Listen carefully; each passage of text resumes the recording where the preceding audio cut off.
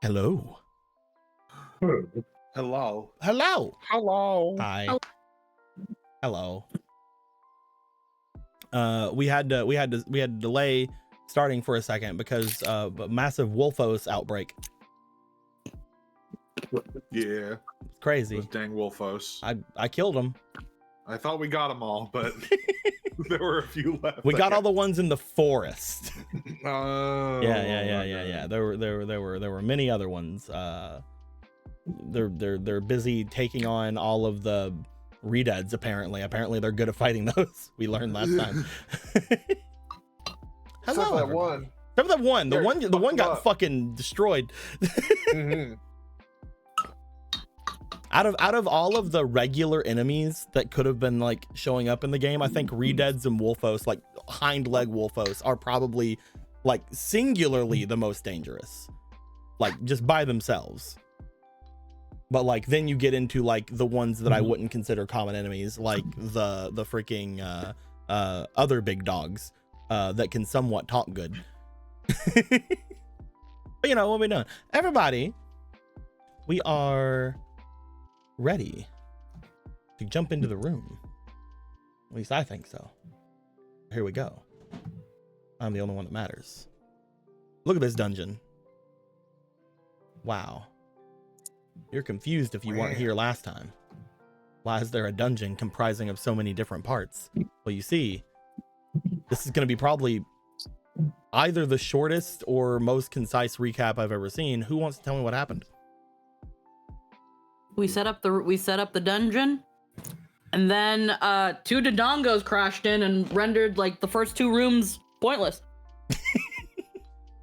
Not entirely, but yeah. The first room was definitely rendered pointless. Yes, it was. I can't remember what's the first 2 rooms. The basement. Hold on. Well, the basement wasn't really with. the room, yeah. Yeah. The crystal cave was the first. Yeah, they just kind of got instant transmission to the fucking lava pit. Yeah. Ganon was there in the basement, and he was like, I didn't consent to being recorded by CCTV, and broke the cameras. Oh yeah, he did. So the Dodongos were the king and queen Dodongo were taken down. Dawn did a good job committing patricide and matricide. Great job, Dawn. As well as regicide on both accounts. Great job, Dawn. But Dawn doesn't care because he's about democracy. He doesn't believe in kings. Exactly. So except for the king that the other king, the ones that it's fine. Yeah, they're whatever. The Dodongos should be a republic. Yes. So some of our Gorons had to kind of glitter away, but don't worry because they're clarity cards, so they're a-okay. And the remaining ones that didn't get freaking sent to the graveyard schlooped to the Kokiri's village, where there was a chokehold, and that was pretty crazy. But then a Wizrobe came in. But then the Wizrobe remembered that Atalanta was right there, and she had arrows, so she fucking destroyed that shit. It kind of walked into those fucking like booby trap temple rooms in Minecraft with the arrows, and just got fucking volleyed to death. It was pretty fun. As well as some Wolfos. Things were getting pretty severe though. There were some more baddies coming in. Some I think there was a couple moblins that also got in. It was a single stone moblin. Stone moblin. Yeah, so they this man's.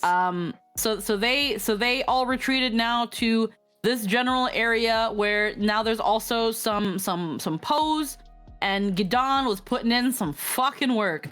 Doing a great job. Everyone holding the front line really great. Morgan is there and Jimbo's doing his best. Everyone's coming together. They even though we're losing rooms and everybody's being pushed back, it's just more people for them to deal with. No. Meanwhile, all the way at the end of the dungeon, where Gorthos decided to stay at the Great Bridge, so Gilgamesh's theme can play at full blast when Ganon arrives. Where's Gorthos? Because it's the battle of the Big Bridge. It's the battle of the Big Bridge. No, that's you got Brock. it. You got that song there. That's Brock. Yeah. Brock, you know what I mean. Anthony.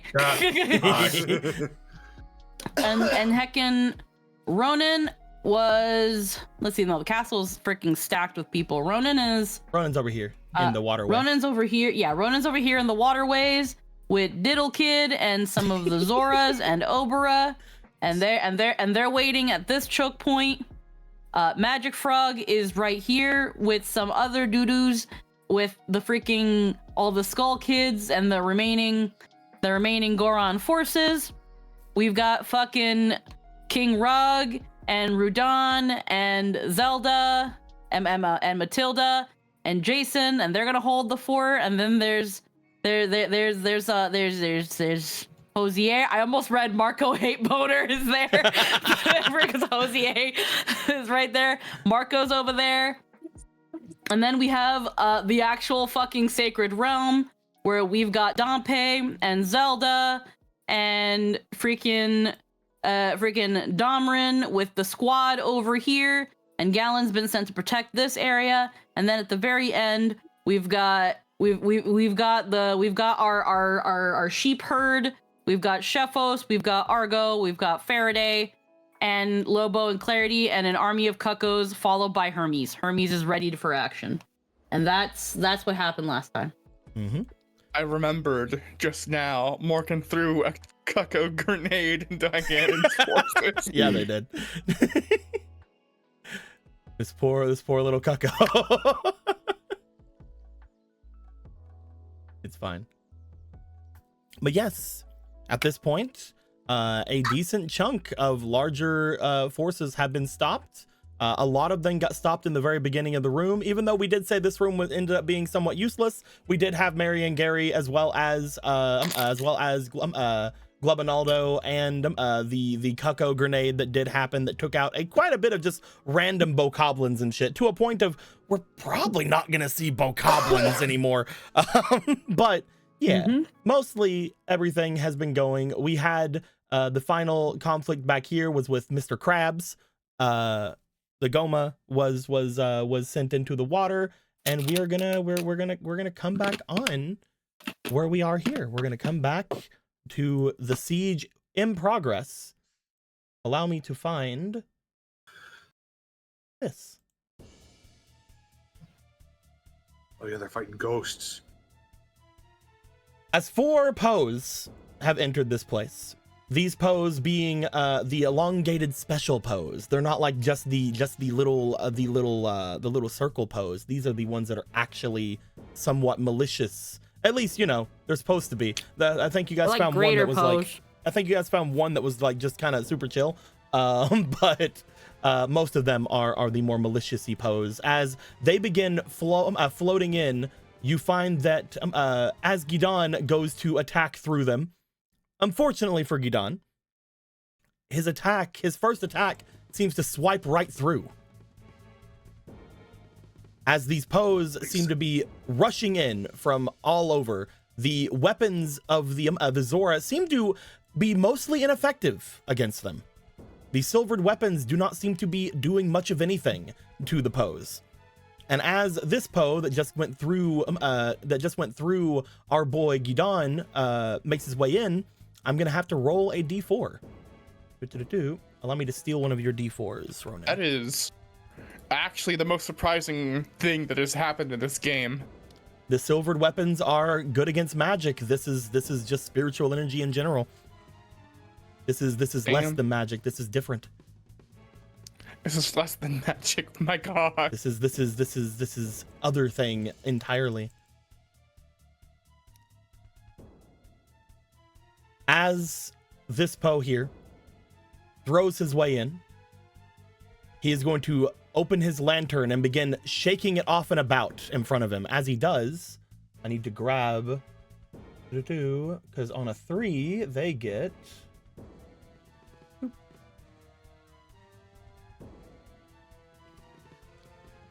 You find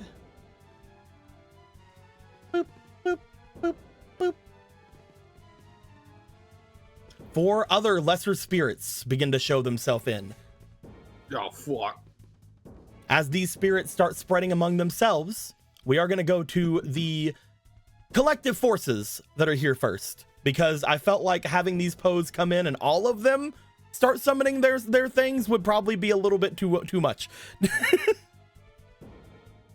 As all of them come in, unfortunately, most again of the silvered weapons of the Sea Zora here seem to go straight through them. As Gidan is trying to slice into them, trying to get them to go through, he's not finding any purchase.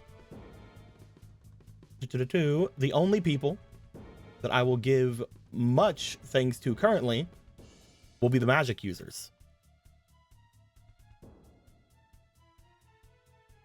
Hunter makes his way over. Yeah. He He's looks first up. toward the large amount of people in front of him. He looks to his hands where a fireball surely is. There's unfortunately a lot of guys around. Hunter is going to fly upwards and be at a position where he is going to attempt to get people whenever things are a little bit better, because if you remember, his bombs, just like most bombs, are at least 9 squares. Yeah.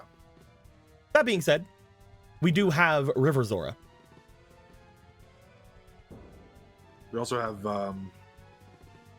We do have the thing over there too. She doesn't have her forest staff, I will remind, but she does have other things she can do. But as the River Zora go in, first things first, Gidan will start to try to hold over at the entranceway to this place, because he would understand immediately that he cannot fight these things, especially without his Goron Ruby inside of him. That being said, there are also 2 River Zora here. The 2 of them, literally, even though they're using wooden weapons, have the only weapons that can actually strike these guys right now. So Banda is going to attack Dispo. Who wants to roll for Banda? I'll do it. Get your dice. Banda's going to strike. Banda's going to miss horribly. That's on that one. Ooh. Then we're going to go for Dolan. Go for it. I guess I'll do this one too. Go for All it. right. I believe in you. Banda and Dolan, being the only 2 that that are able to fight these things, unfortunately are not having great times. They're not finding purchase very well with it. We see that Atalanta is looking forward, looking around through these things. At this level, I'm trying to decide if Gidan, Atalanta, or Shiana would give any order for people right now. I don't think so. I don't think they would give any order for anyone to retreat, because again, other things can show up, and Gidan already went through some big heavy things. So we are going to wait for the River Zora to get up forward. That being said, we are going to go to the Poes. I cannot delay their turns any longer. The Poe that was fighting with Banda is going to also attempt to summon. Another 3. Honestly, not as bad as some of the numbers. Bloop, bloop, bloop, bloop. More ghosts begin to show themselves from the lantern that the Poe seems to open up at this point. More spirits bringing themselves outward. The Poe here. A 2. This could be difficult.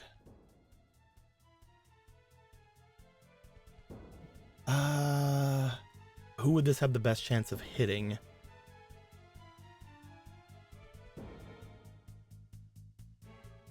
Honestly, Gidan is way too much of a threat. I feel like even though he's the hardest one to hit, they would still go after him. You guys see, as Gidan is starting to attempt to hold and attempt to seal the wooden trunk that is in front of him, leading from the Kokiri village to this place, as he is trying to seal it away, as he's trying to hold it firm, bursting from the ground, several arms begin to rise up. Oh no. Not only do 2 arms each rise up, but you also see another appendage as well. One that I don't think this group has seen.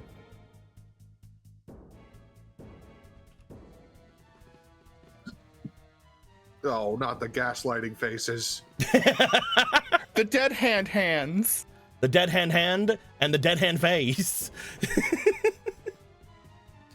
Oh no. As these claws begin to rise up and begin to grab at Gidon's legs, he's gonna go for 2 claw attacks each.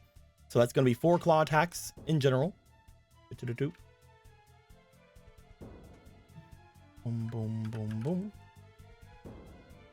Let me turn them dark. That way we know they're the darkest dice. They're the baddies. Gidon is literally the hardest person to hit out of everybody here, but again, he is the most threat that I feel like they have to go for him. And even if they hit him, he's also probably the beefiest one here, so... That's gonna be 2 hits. The 14 barely hits. The 13 and the 11 miss. I'm gonna say one of them just like is so much stronger than the other one. This one's extra beefy on this side. Hold on. He's been pumping iron. As 2 of them completely miss, the other one seems to grab at and scratch down at Gidon. As they do, Gidon starts to look paler as the attacks hit. They don't do actual damage to Gidon, but his scales and the whiteness of the skin and gilly-like structure that he has beneath begins to look pale. There are 2 bites coming at him as well.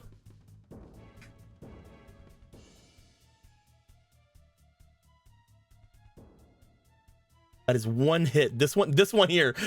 This one here is just, he's beefy. Yeah, he's been hitting the gym. The other one only does leg day. Shame. Too bad they don't have legs. Dead hand legs. Dead hand foot. As it bites down on Gidon, Gidon will roar out, as he will actually take damage from this one. Where is... I'm just gonna make one. Fuck it. It's better than going back and forth between you guys. Objects, components, dice. Need those D10s. He's gonna take 2 D10s. And his skin will go paler still. 2 really good rolls on those. As Gidon is swinging wildly, at least he's finding he can actually touch these things. So that's good for him. The final of the pose is also going to roll. He is also going to break his lantern, releasing several creatures. On a 1... We are lucky it was not a 4. On a 1, you hear several howls coming from the ground as rising up, ghostly wolfos begin to appear. 3 of them rising from under the ground. That's Orion's move. They can bring out 1 more than Orion. Ooh. I know, right? They stole his thing. I'm going to say that the ones they show up near are going to be the 2 River Zora.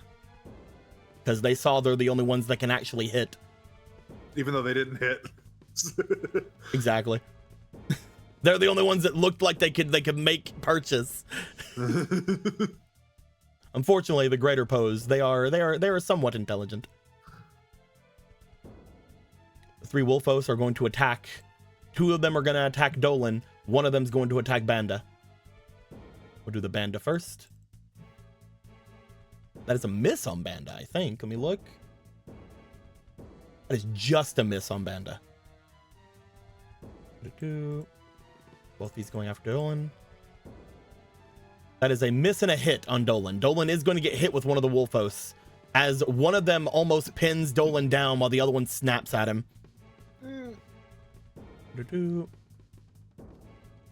They don't get as much dice to roll, but they do get a different dice. Where you at, dice? There you are. Leave him alone. Leave him alone.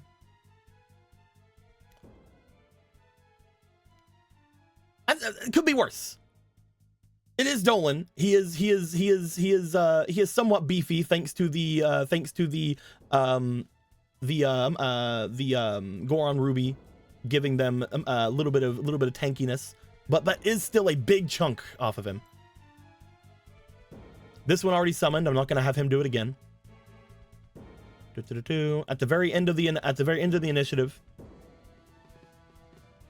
we are going to wait for these other guys to get here. Again, the River Zora and Shiana probably will get there this turn. The other guys are still shooting things and doing things. They're just not purchasing. I'm not going to roll for them. The ghosts are going to go though. I think I hit the dead hands. Oh, they haven't. This is all happening at the end of the initiative. Oh, okay. The dead hands attacked at the very end. So these guys basically would have been attacking the ghosts for their turn. They can get to them next turn though. Yeah. Because they see that Gidon is actually being held by them, so they are physically there. First group of 5 ghosts, or first group of 4 ghosts, they're going to start spreading throughout the people.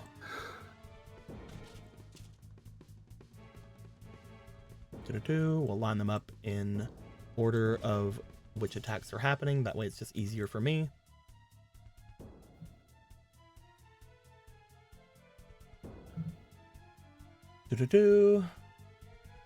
Halfin missed. They missed on Halfin. That's good. Cool. They will get Krimus. They will get Mint. But they'll miss Gila. Krimus and Mint Nice. will get hit. Each of them will take 2d4s. First Krimus. That's the lowest you can have. Good job, Krimus. Hell yeah. Only took 2. Mint. Watch the one be the max. Almost. Mint is taking 7.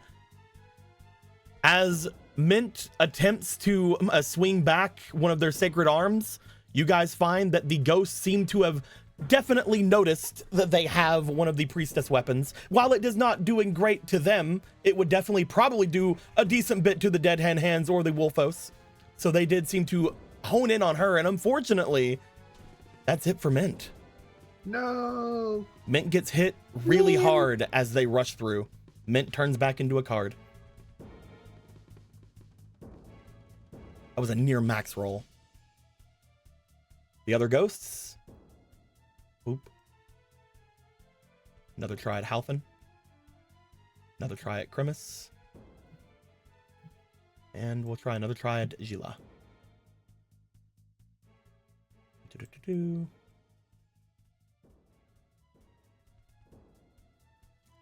Halfin hit.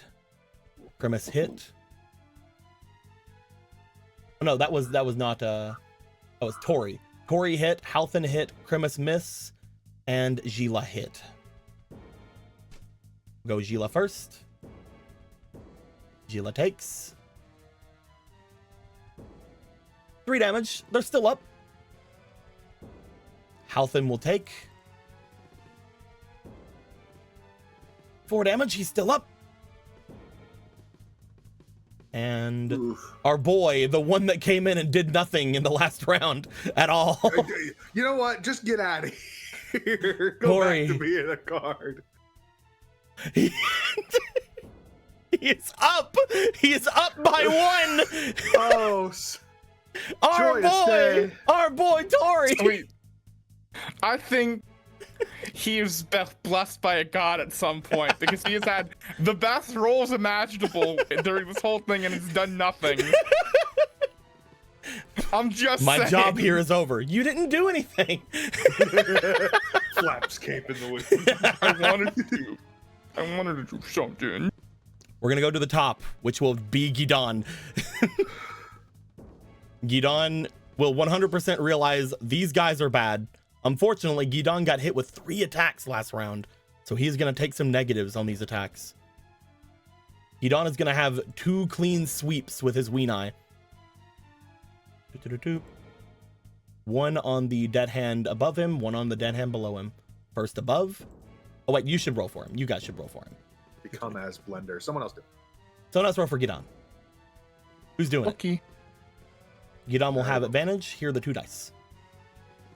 First attack, this will be on the one above him. That is a hit. Roll for the second one, the one on the bottom. Second attack. The beefy one. That is also a hit. Hell yeah. Shocker. I'm so shocked. Oh no, he only has a +9 instead of a +15. Since there was a hit on both, just roll both these d20s for me real quick. Just both of them? Okay. Yep. My God. All right. As he sweeps clean through, you would find both dead hand amalgams will lose their arms as he just chops clean through them. Fuck yeah. I guess they've lost their hands. We are then going to go to this one Poe, because he was the one that was the fast one that I decided was fast before. He has already broken his lantern. He cannot summon again until he fixes it, so he will fix it. You see him fly up into the air, and he begins conjuring a new lantern. At which point, we're going to go to the forces. And by that, I mean, Tori, Halfin, and Krimus are going to immediately attempt to run over and start hitting the things they can actually hit. Yeah, please. Be useful. Once, for once. You fuck.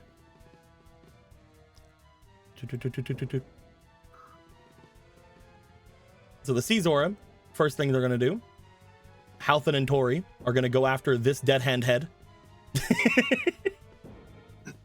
Roll me for them if you wish. This one is Tori. This one is Halfin. I'll take Tori. Let me Because I wanna ensure let me make that it green for Halfin. There we go. does something. I'll do Halfin. Watch him not do anything. Hey! Oh my god, he did something! With his silvered weapon, which is, again, pretty good on things you can actually hit, he's going to strike in on the dead hand amalgam.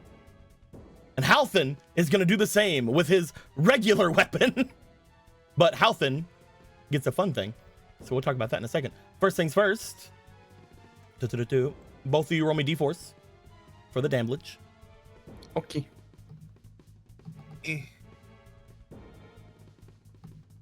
2 damage from Tori, 1 damage from Halfin. However, I would like Halfin to roll again. On the die? Mm-hmm. Was he like Great Weapon Master or some shit? Halfin rolls double the damage dice for any weapon he's using. Oh, hell yeah, bro. So Halfin's going to do 5 and Tori's going to do 2. That's really good because that is enough after what Boy did. Fuck yeah. 1 dead hand Go. head is down. All right, Tori. You've been redeemed in my eyes. Tori could have done 1 damage and it would have been fine. It had 6 health left. So Halfin All he still had to did do to most, be but you know, redeemed in my eyes Tori did was good. hit something. Deal damage. We're going to go to Krimus, who is going to attack the dead hand head. The reason he got into the spot that he did was because he needed to be 1 square away from it. Fuck these Wolfos. And Gila is going to attack the Wolfos. They could not get to the dead hand head. So I will be right back. I need some rolls.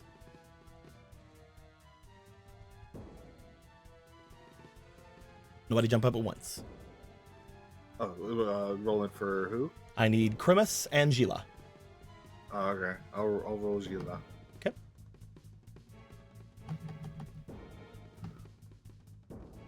13.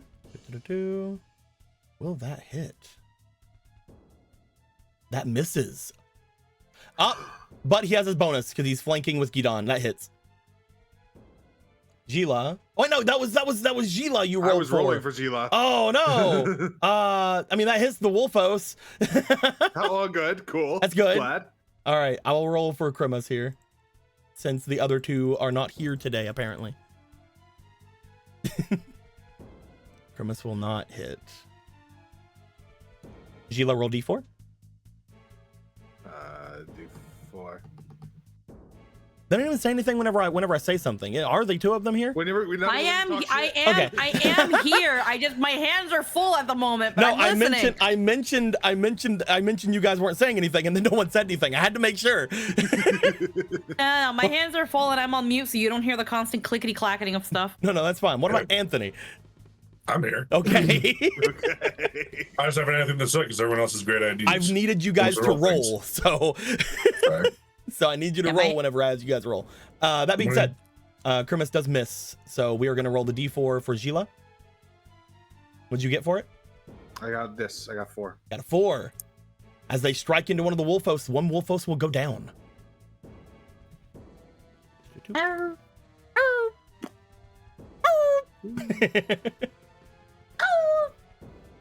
Upon hearing Wolfos are here, Atalanta is going to be moving forward. That is not why they're moving forward, but that is a good thing for them. They like hitting Wolfos.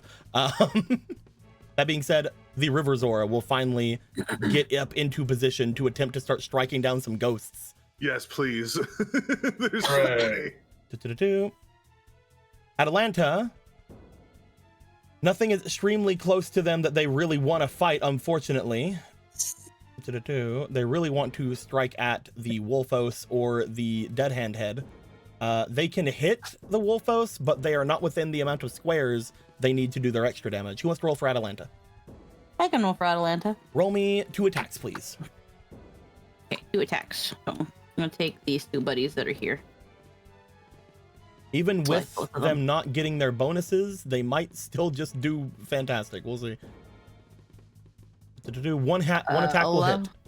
Roll me this d4. 11 and a 4. 1. That's a 1. It seems that the ghosts are currently floating around to a point that they are getting in the way of arrow timing and arrow stuff, and they can't strike the ghosts. The arrows go clean through, so it's difficult. Atalanta does hit the Wolfos, but it seems like a medium effectiveness. All of the River Zora, including Dolan and Bonda again, will now go. So we'll go Dolan, Bonda, and the 3 River Zora mages. So who's rolling for Dolan? Who's rolling for Bonda? Who's rolling for the mages? I'll do the mages. All right, roll these 3 back here then. Yeah. They're each striking at ghosts. Dolan. Go for Dolan. Who's going after a greater Poe. Oof. Oh. At least 2 attacks will hit. Fun thing about these ghosts, they're already dead. Because they're ghosts. No, but they have very little health. As for the greater Poe, unfortunately, they dodge from Dolan's attack. They're then going to go to Banda, who's going to attack a different greater Poe.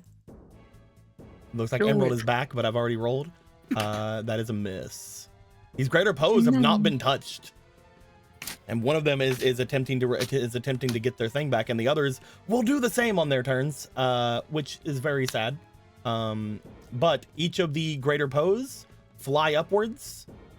As they fly upwards, they are a little bit out of most people's range, but some people could still get them. Most of the River Zora have reach weapons, and all 4 of them now are attempting to remake their lanterns. We're gonna go to the final parts at the end of the turn. We're gonna see that the Rito are making their way over, but it will take them a bit to get over. That being said, the Wolfos are gonna go. After seeing one Wolfos go down, both of them are gonna howl. Upon them both howling, each other will gain extra attacks. They're just gonna start trying to get at some of the Caesar around. This one's going to go after Krimus. He's going to get 2 attacks.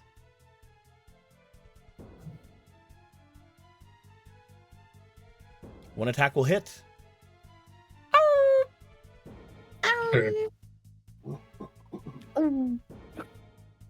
Ooh. With Grimace already being hit, Grimace is out. Turns into a card. We were doing too well. The tables had to turn eventually. The next one is going to go after probably Dolan, yeah. First attack on Dolan. That is going to be a hit. There is a reason I didn't do both attacks at once. Because Dolan, is done. They're then going to move. They're going to attack Banda.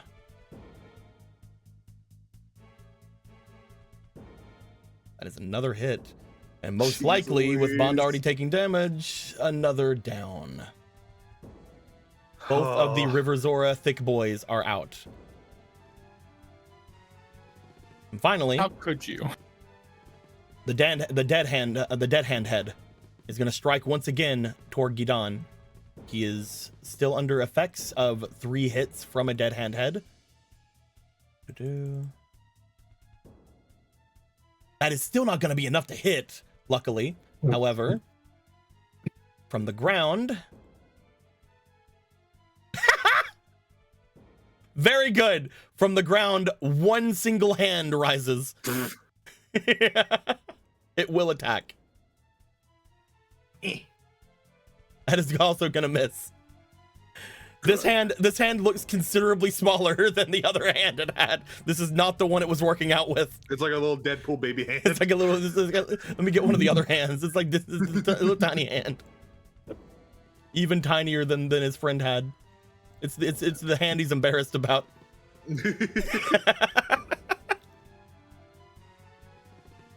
At the end of the round, there is a cracking being heard from the log that is currently being attempted to be closed by Gidon. As this cracking is heard. What the fuck is it? I told you guys last time I had one more of these. As coming out from the other side is the final upright Wolfos. Crashing in. Thought you were gonna say a stone moblin, and I was gonna shit myself. I do have some other stone moblins. Don't worry about that. I know, I'm sure you do. But right now, that would have been the worst thing. As the other Wolfos makes its way in, it is not going to get to attack this round. We're going to go to Gidon. Gidon is going to try to make this dead hand head not born ever. Roll me for Gidon, please. Emerald. Yeah, Emerald. I'm doing it. There you I'm go. doing it. You have advantage because it's Gidon. Sorry, I forgot. Gidon is going to miss. Double Sevens. Get down. Because of the 3 debuffs he has on him, he is moving a lot slower than he was before. He also seems to be taking damage with every turn. This Poe will have its thing made. It is going to break it again. As it does. That's a 2 again.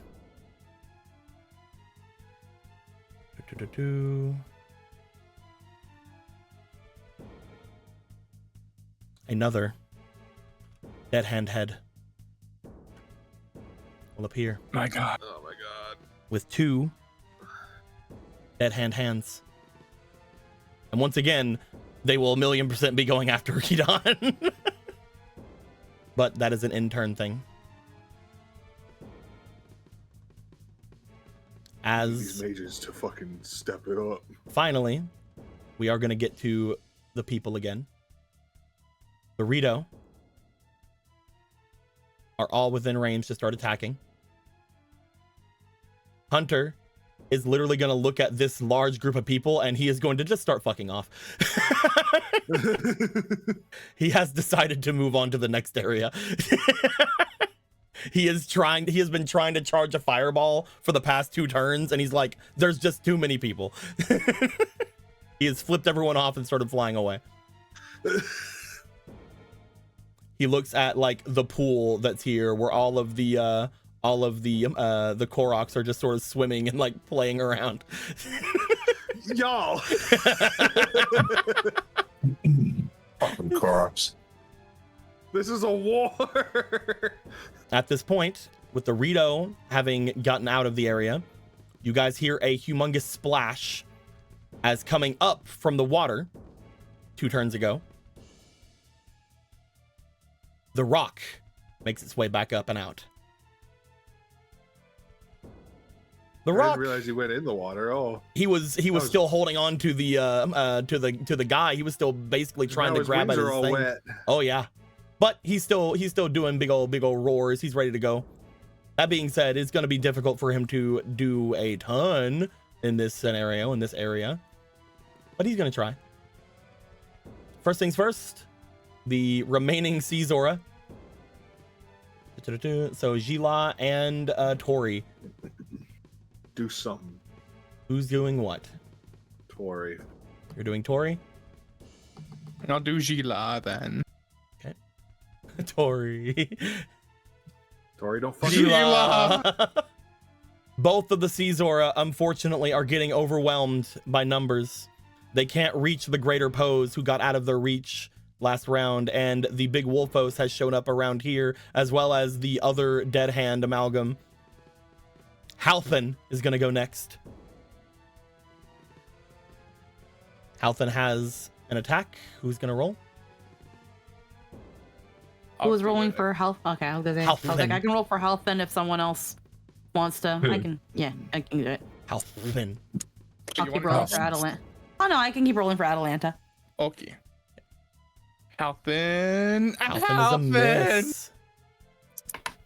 Speaking of Atalanta, let's go for Atalanta. Alrighty. Atalanta. Same thing, 2 dice. Yep. They're doing 2 attacks. 19 and 11. And the both of them will hit. We'll see which one they end up targeting. I don't think they can take out a Wolfos as just a D4. So yeah, just roll it on both one Wolfos. Do one and one. This one Wolfos has gotten 3 hits from Atalanta, but because of all these ghosts getting in the way and flying around and all the bodies around, it's difficult for her. It's difficult for her to land a good hit on him.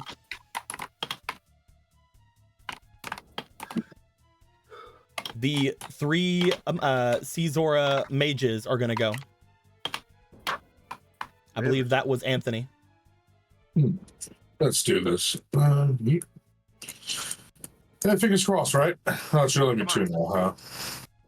And there's a 3rd one. Oh, One of them crit. One of them did crit. that's pretty sick. Oh, that's it. The other 2 didn't hit, but one of them crit. And they are going after these pose, trying to get rid of them. I'm going to say that because of the crit, this middle one here just absolutely just in both hands and with their mouth open, firing a fireball out of their mouth as well. Fires off and just takes out these 3 pose. And everybody's like, oh, you did it. Good job. Finally, we're going to go to the Rito. We have 5 Rito attacks coming in. The big thing with them is that the Rito always hit. However, when it comes to the ghosts, if they do have to hit the ghost, they will obviously probably not get them. So they're going to be going after probably the upright Wolfos. They're going to each do half of a D4 because they basically just have guaranteed damage. So that is 6 D4s and they'll do half of the total.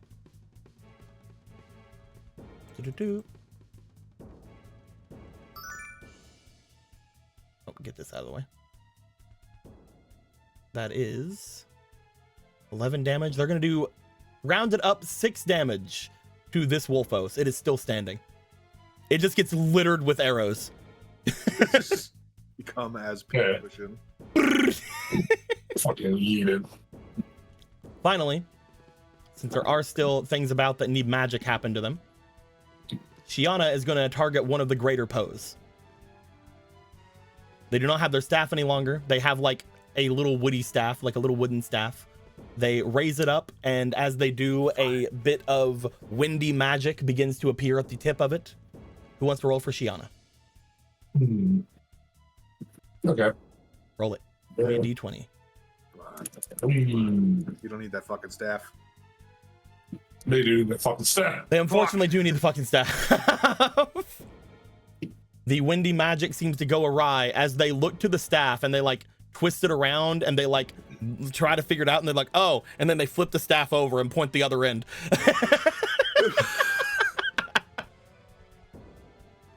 Great sage of the forest, everybody. They never used the staff that wasn't ornate as fuck. Leave them alone. At the end of the round, we start with the greater pose. All three of them complete their lanterns. Two of them are going to summon with their lanterns. This one and this one. First one will get. Oh. And the other one will get.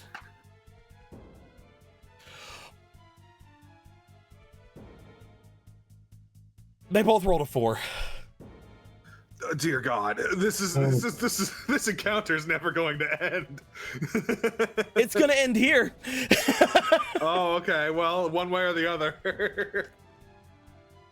With both of them rolling 4s, you guys see them shatter their lanterns, and as they do, the two of them get a surprised look on their face each, and both of them get sucked in and get destroyed by their own lanterns.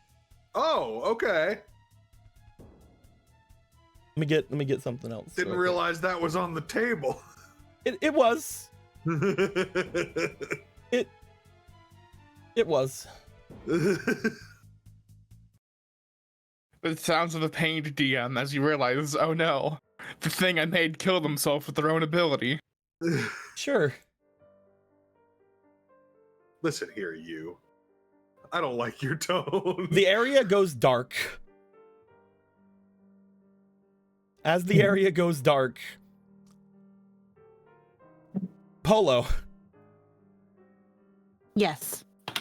you get a little ping on your heart tablet in front of you. Mm-hmm. As you look to the fight happening over here, you see the entirety of the area begins to start glitching out. You don't even know what glitching out means, but it does. Polo, I need you to roll me a d6. Uh-oh. Okay, hold on. Let me go to one sheet. Hold on, that's not even. Let's get better creepy music. Let's get better bad creepy music. We'll go with this one. No, not that one. Not yet. Not yet.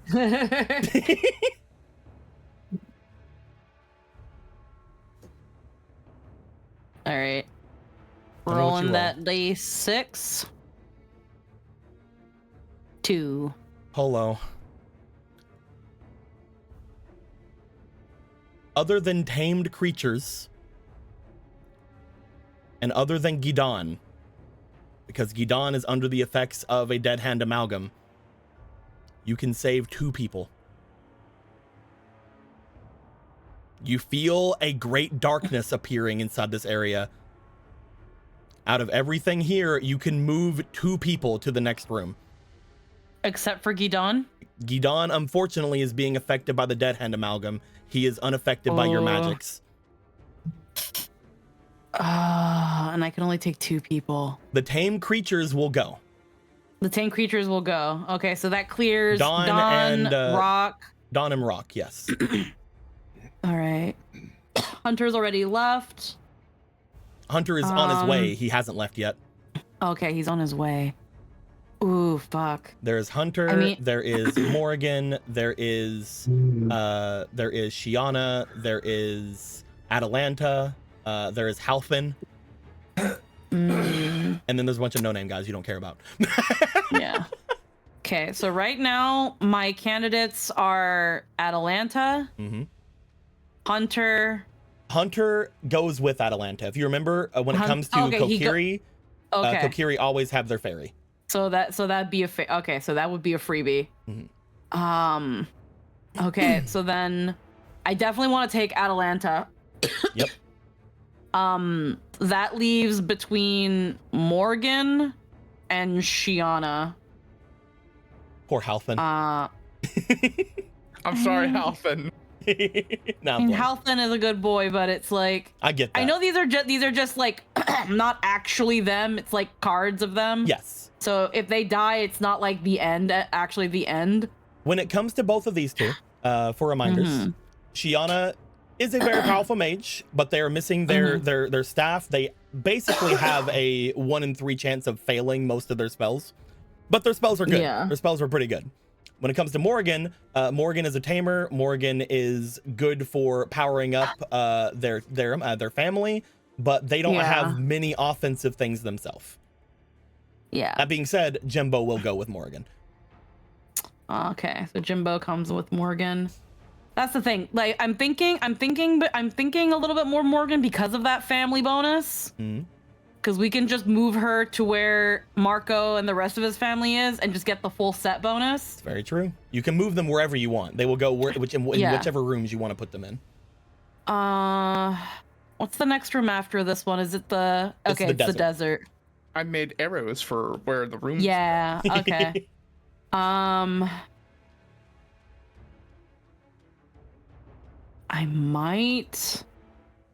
I think we're gonna take Atalanta and Morgan. Okay. We're gonna move Morgan to the room with the rest of Marco's family. Yep. And with that amalgam coming up, they get dropped off there. with Atalanta and Hunter, because I'm thinking, do I want to just move them to the desert, or do I want to move them to the next thing, which is the castle? Currently, the big problem with Hunter is that he was not able to do a lot whenever there was a lot of people there. He was worried about blowing his own people up. So putting him somewhere where there maybe is less of that issue would be good. Maybe at the bridge, or maybe at Sacred Realm, or maybe at the big like Sheikah gang up that's gonna happen here.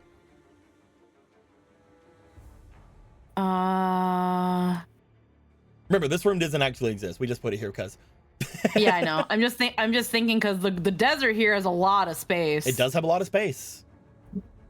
Now it just becomes a matter of just being in the desert, like inflict dry on the amalgam, because it's the desert. But that's me thinking a bit too in depth about things.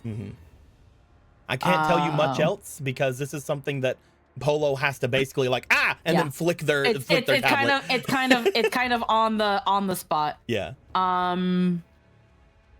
We're going to assume, by the way, that the tamed creatures will go to our boy, which unfortunately means for Rock, it's going to be in a very tight situation.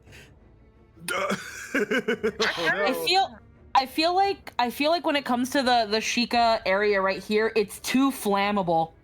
I feel like this is too risky with what Hunter likes to do. Potentially. And the bridge, the bridge where Brock is, I feel like is also kind of risky because if they get trapped in fire, it's jump off the bridge, and then that kind of renders it moot. Very so true. I think we're gonna move Atalanta to the desert with Hunter. Atalanta and desert will go to the next area. They were going there anyway. As this happens, I was not expecting there to be 2 4s rolled at once. So I don't actually have a second token for this, but that does not mean that I'm not going to put a second token for it. You guys see, you notice right as you flick the tablet, Polo, something rising up from the ground and something rising up from the water. You see a horrendous creature that you've only ever heard tale of from Gallon.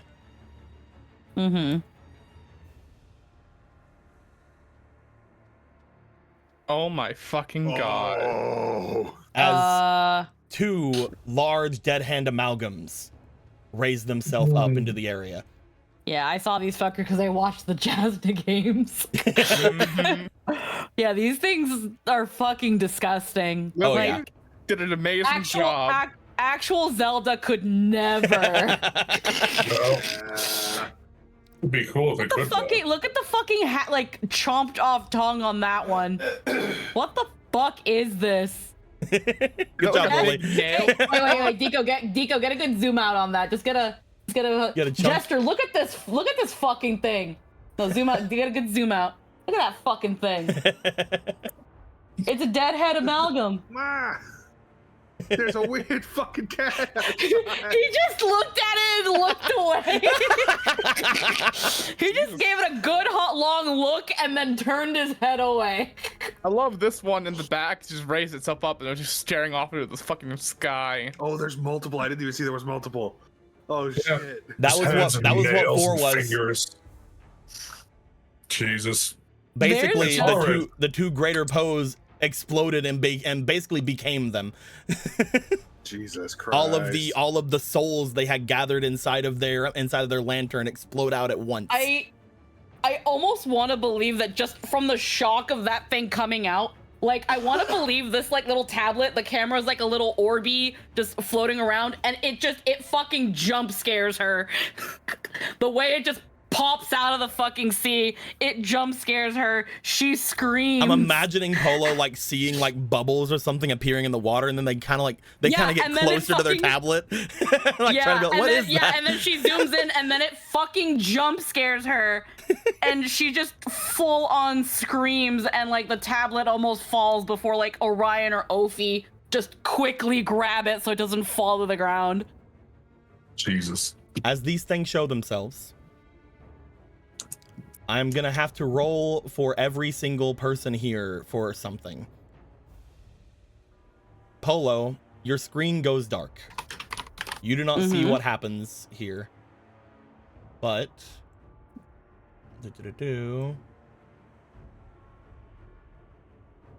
you're dead. Get out of here. You're a dead Wolfos. Die already. 1, 2, 3, 4. 9, 10, 11, 12, 13, 14. Okay, so all of these guys, Shiana, Gila, Halfin. Row for your life. I was literally thinking that. Yeah. All right. In your sorrow and fear. First, the Rito. The regular Rito.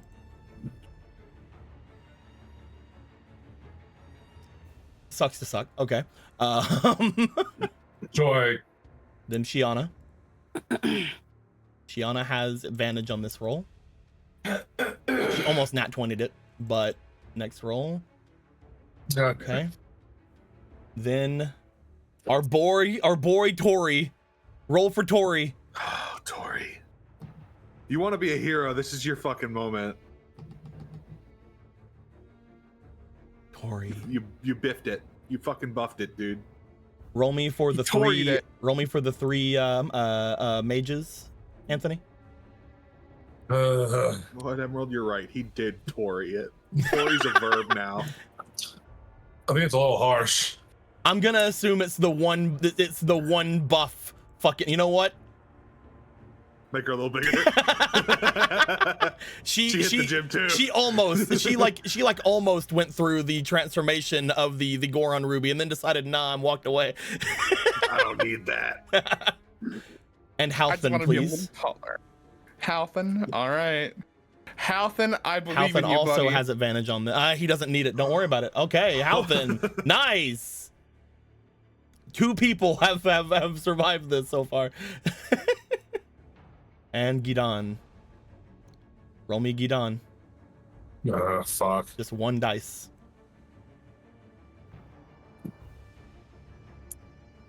Emerald, you have been rolling for Gidon so far, I believe. Okay. That's a natural 20! Fuck yeah. Hey.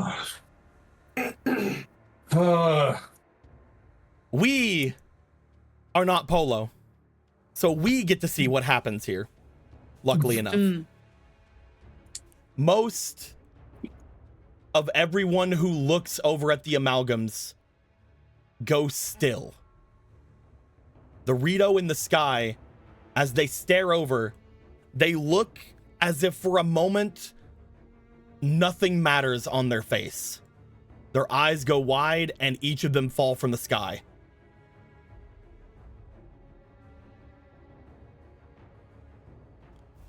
As Shiana looks to it, Shiana looks as if they try to cast a spell, but unfortunately the spell fizzles.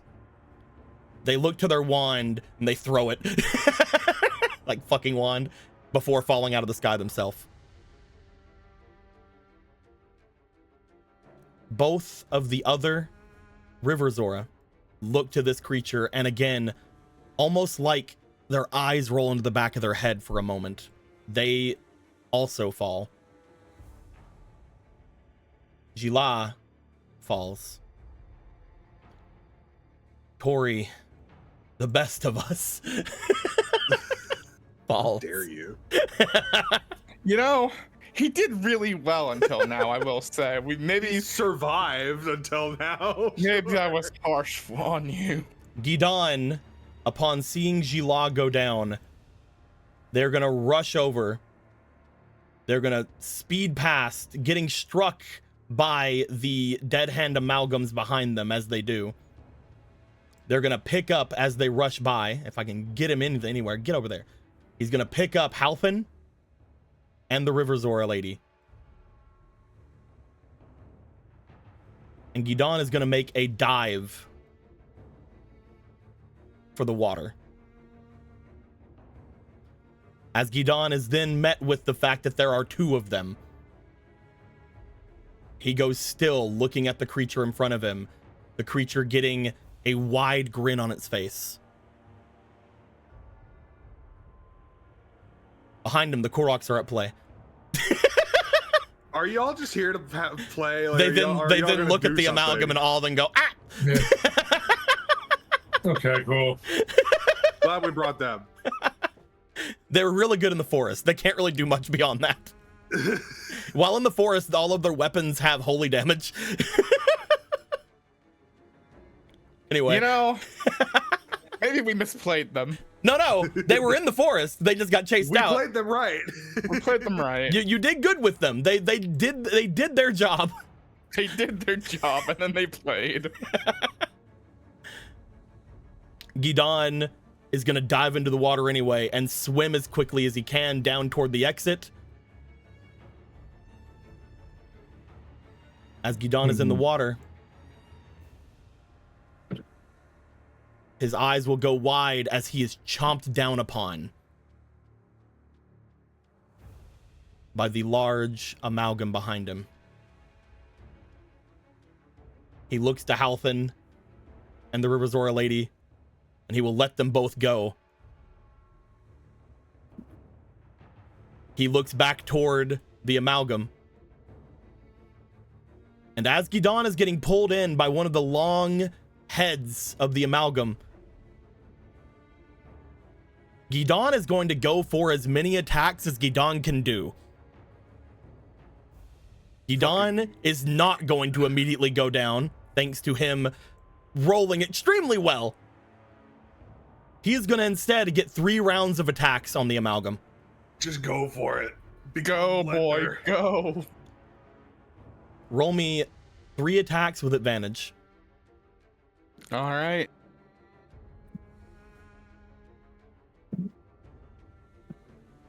First attack. That's a hit. Second attack.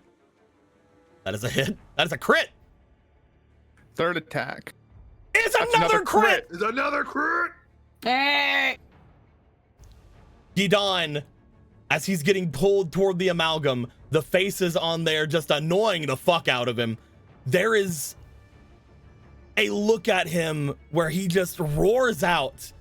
And upon doing so, there is a light that appears with him. There is a red light that expands outward from Gidon. And for a moment, the bandages come and the Gorom Ruby, a spectral version of it, seems to appear in his head. as he Fuck yeah. strikes at the amalgam. I don't know if the amalgam can survive 2 crits and an attack from fucking Gidon. Gidon's going to go down. I don't know if this thing can survive that. It's gonna die. Emerald, Yeah. these are D20s. Roll me the first attack. Oh, okay. The one that didn't crit got a 1. Good. Cool. But there are in fact 2 crits. That is a 6. That is 12. That is 13 damage so far. And again, these are all upped for boss health. So, final attack. Health and dice, do it. Let's do it. That is altogether 22 damage. I know, Dante. It's crazy. Get over here. Come on. This isn't enough to take on the Deadhound Amalgam. But as Gidon looks to this creature, he brandishes his silvered ween eye and he goes to town, slicing into this creature as much as he can, punching into its face as much as he can. As this thing is dragging him in, he does one final sweep of the ween eye and slices through the teeth. Because altogether, that was 13 from the first and then 30 from the second. He fucks this thing up. The teeth of this creature are broken in a lot of different places. The cheek of the creature is sliced through.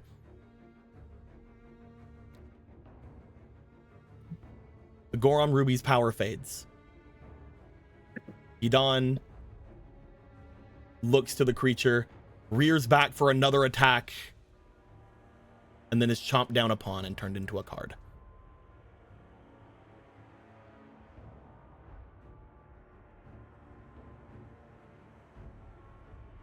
Bloop. Polo. Yeah. The area had gone black for you. You can tell quite a lot of your forces are now gone. Mm-hmm. Do you want to do anything with that new knowledge? Do you want to try to send anybody here anywhere? Do you want to try to interact with the other rooms at all? You know that you can attempt to either send a message or you can attempt to move someone if you wish. Or again, you can ask somebody here to go to a different room. As far as she knows, those 2 amalgams are still out there, but one's dead at least, right? One, you don't know what happened to the other. Oh no, I know Polo doesn't know, but just to make sure. This one isn't dead. Okay, but one is dead. It's fucked. Neither of them are dead. Got fucked up. Okay. Neither are dead. Okay. One got like severely injured. Like is on his last legs injured. that's all I as the player just wanted to make sure I understood. Mm-hmm. When it comes to what she just fucking saw and just the scream she let out, trying to remember what Gallant. She's trying to remember. It is one that I can hurt with my holy damage. You can't take 2 of those things on your own, Shivers. Absolutely not. There are not many out there who can do the type of damage we do.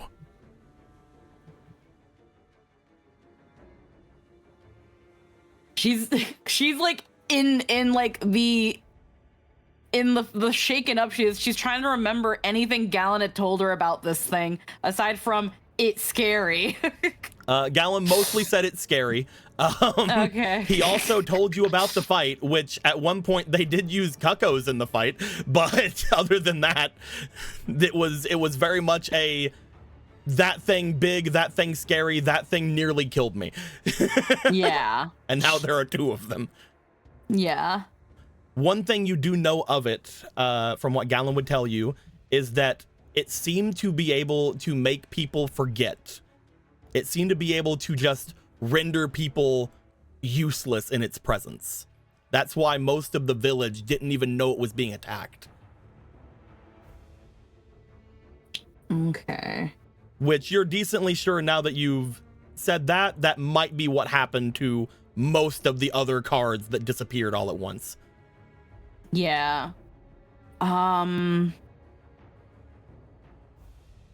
Goodness. Okay. Shefos says that he can do the damage for it, and it's like best case scenario in her head, he can maybe fend off one, but if Gallon almost died dealing with one of these things with help, Gallon with a bunch of Sheikah, with Jasna, with everybody.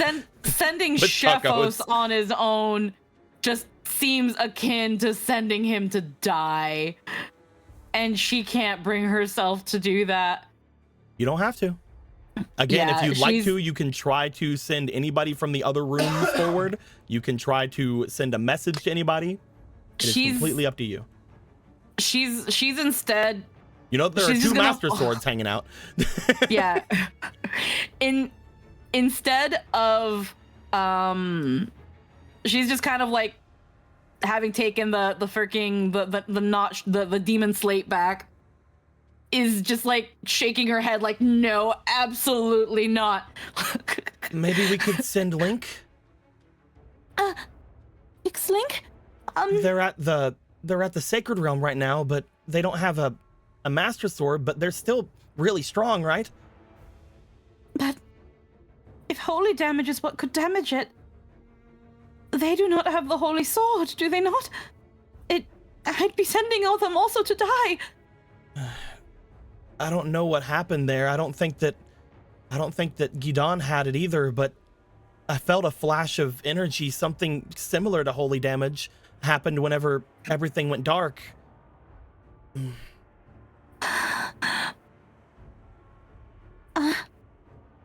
Remaining forces, we've got... Now she's just kind of flipping through it, like, got everyone in the desert? Send me over. Castle? Huh? Vega steps forward. Holy damage, schmoly damage. You need to help me with the poison. You can get someone else to pick up poison. No! He can't! That's just a big vat. Shefos can do it.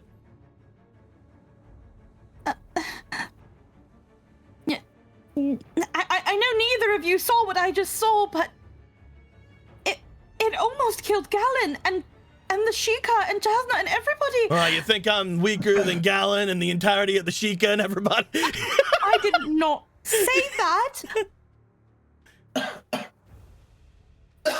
Hey. Easy answer. You don't want Shefos to go, because no offense, looks to Shefos, kinda weak, probably die. I'm not weak. But here we go. If there's anything I know how to do, it's kill a thing.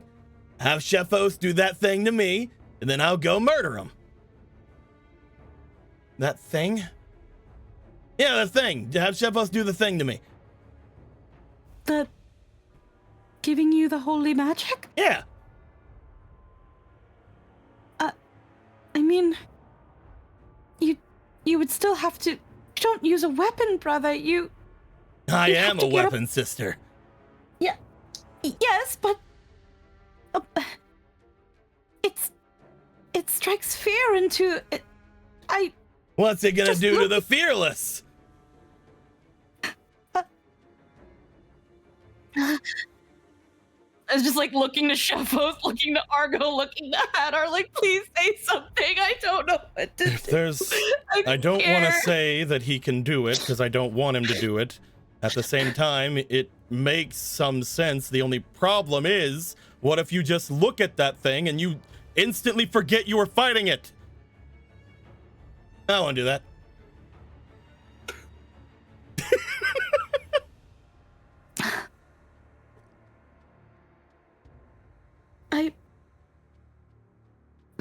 If the Lost Woods could do nothing to you, then I want to believe that whatever this thing could do, you could be immune to it. But You can always just send in Orion. Orion? Yeah. From what I saw on that tablet, I saw what appeared to have been one of the sacred treasures. Using their magic in the end. And Orion also has powers from the sacred treasures. And that's holy damage. I'm stronger than Orion. But because Orion is undead, I don't. I'm stronger than the dog. I'm the big strong man. You didn't see Orion look at him and then just go bloop. Like, no, I'm the big strong man. Fuck you, dog. As long as Orion and I are connected, he can't fall under its thrall. I could sense that Rock and Dawn could not be taken. It's just... She just like looks at Orion and she's trying not to cry. She's like, I'm scared. I will give Orion my power. That's my idea. That was my idea. I can't stand all this. Orion looks down at you. And again, in that knowing way he's always been. Mm-hmm. And he will look at you with the glowing emerald eyes, which again, you do know that the entire reason Orion exists is because of the emerald eye. One of the 3 sacred treasures of the sacred realm. He gives you a little lick.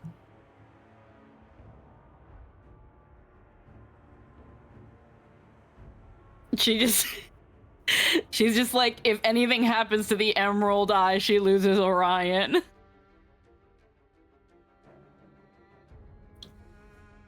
Please promise me you'll come back.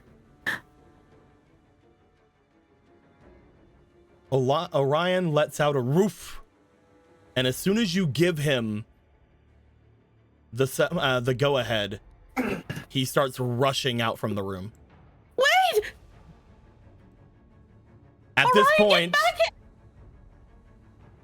You do find that Shephos runs after him. I have to give you holy damage!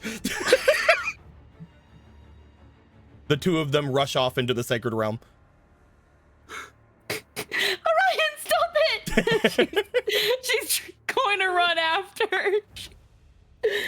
She's like a sobbing mess. As you start running after, you do find that once again, whenever you start to make your way out from this room, you feel that if you leave this room will disappear. And you don't have the energy to make another room. You will have to then have the last room be the sacred realm. Yeah, it's almost like I like, unless you say otherwise, it's almost like a quick little like wall, like almost like running into a brief wall, be like, whoa now. And then you just push by it anyway. No, she's just it just like pushes her back a little bit and she's like, I can't leave. Everybody rushes after you. Except for Ophi. Ophi's been with you.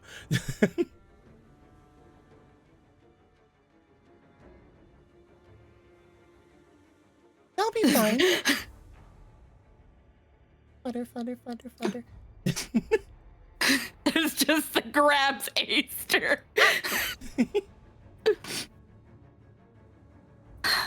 They'll be okay. All right, I just have to. And no matter what that smelly guy says, they're really strong.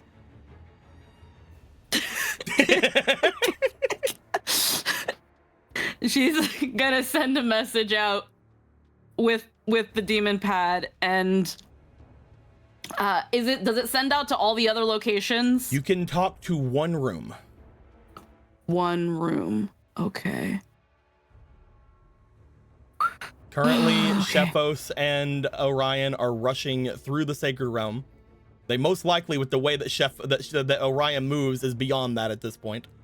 They're most likely already in the pedestal room. Oh my goodness.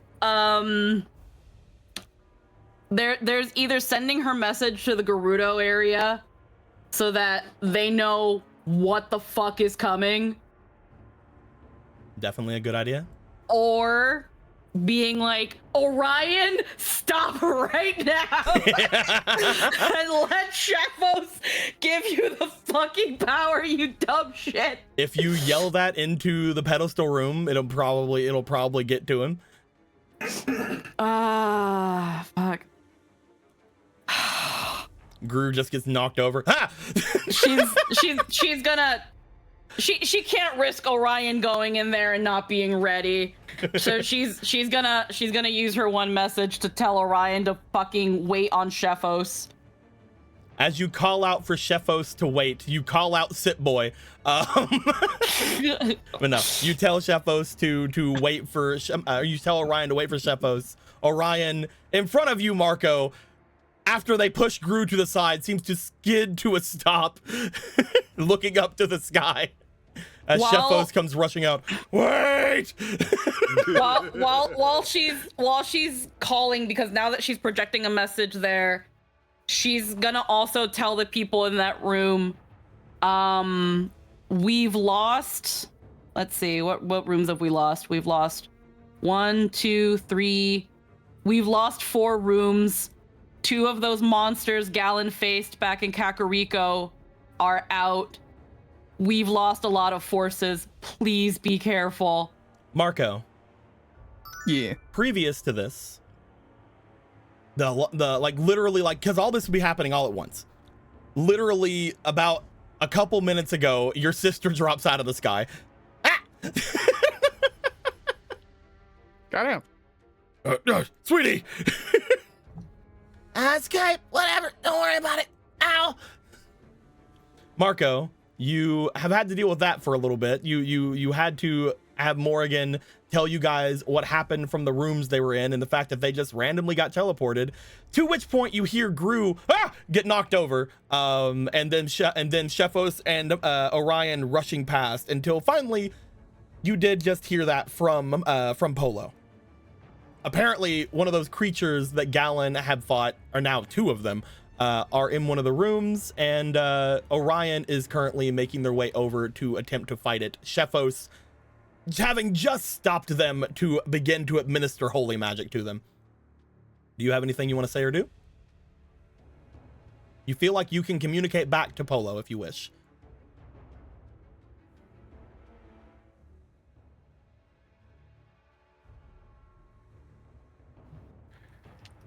Sounds like they're gonna need all the help they can get to beat those things. We've got 2 Master Swords, so I can go take the lead. Not without me. Get on then. You guys get on Epona with Marcus going, wait, what are you doing? You're Big supposed to scary wait here with monster. us at the end. You know that it's kind of my style to recklessly go forward. Don't worry. You're not going to be able to stop him. You don't know him as well as I do. Ow, first. First off, ow. Second off, maybe I should go too then. No. You're better off here. But Misty, Madeline, and not Morgan. Morgan's checking on Jimbo right now. Morgan don't give a fuck. Are you okay, little guy? Are you okay, buddy? If you leave again, we may not forgive you.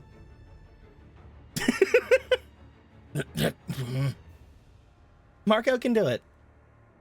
We have a statue of him and everything in our place. Gotta get that recommissioned. You can't let it stay like a chick forever. I mean, what's the point of recommissioning a statue? It's just wasting money.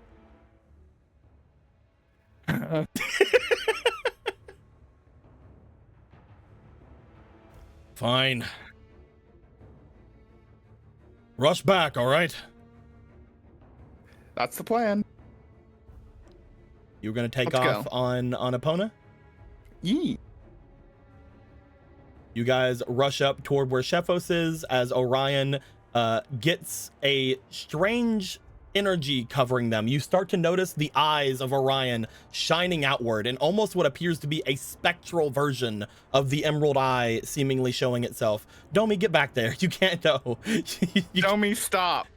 But I'm here Domi, to you're- save the day. I am needed with my great Kokiri sword. The hero sword is needed. Domi, you can't. You're needed to be one of the last signs of defense here. There are plenty of those warriors brave enough. He starts climbing onto Orion. Who can take this?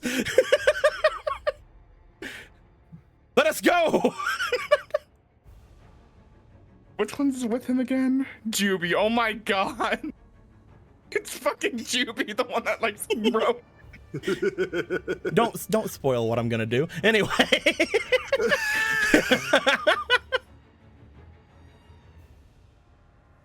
Domi seems to get on the back of Orion and then go onward as Orion just starts running.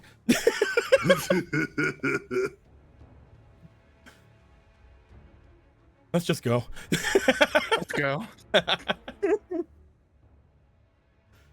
You need the hero sword. You need it. Shefos looks back to everybody. I'm going back to Polo. Excuse me. Sorry he knocked you over, Gru. Goodbye. No one gave a shit to check on Gru except for him. Nobody likes Gru. Gru doesn't like anybody else either, so it's okay. It's par for the course for him. It's fine. Marco, you go rushing past the forest. You go rushing into the Great Bridge, at which point you do find that the Emerald Eye has jumped down and got to one of these side bridges already just to run past them as quick as possible. Brock, you see the Emerald Eye rush past you with the Prince of the Kokiri on his back, wielding its great holy Kokiri sword.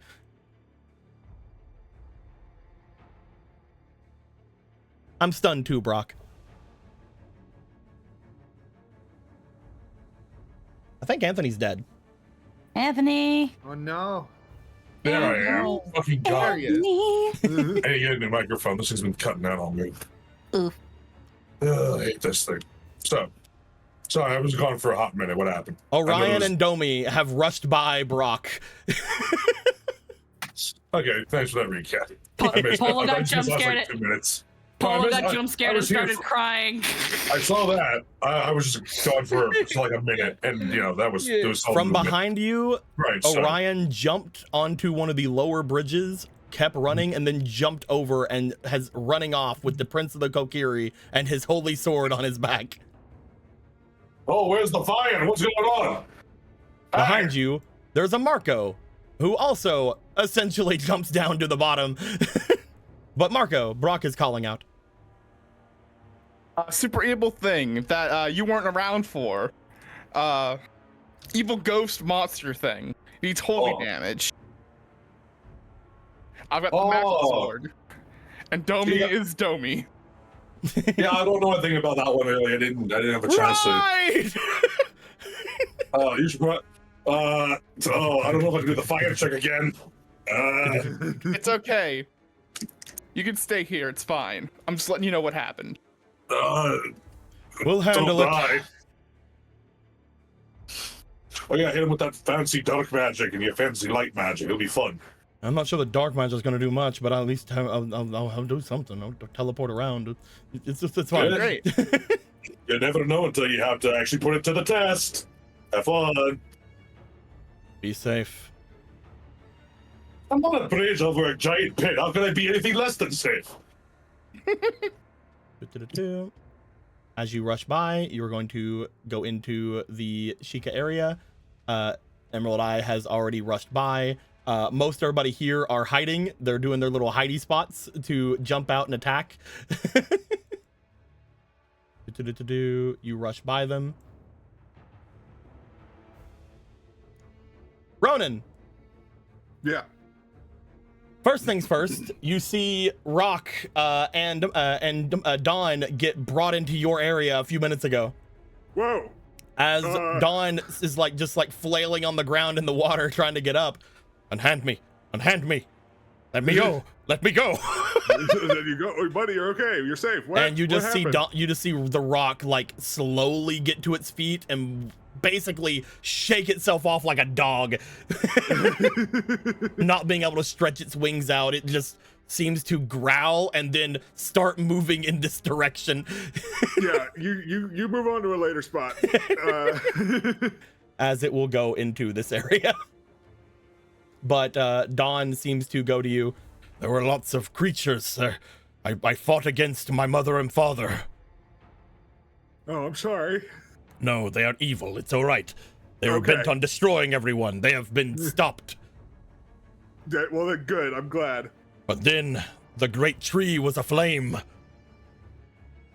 I don't know exactly what to do about that, so I moved beyond, and I went to where the great water was. More water than I've ever seen in my life.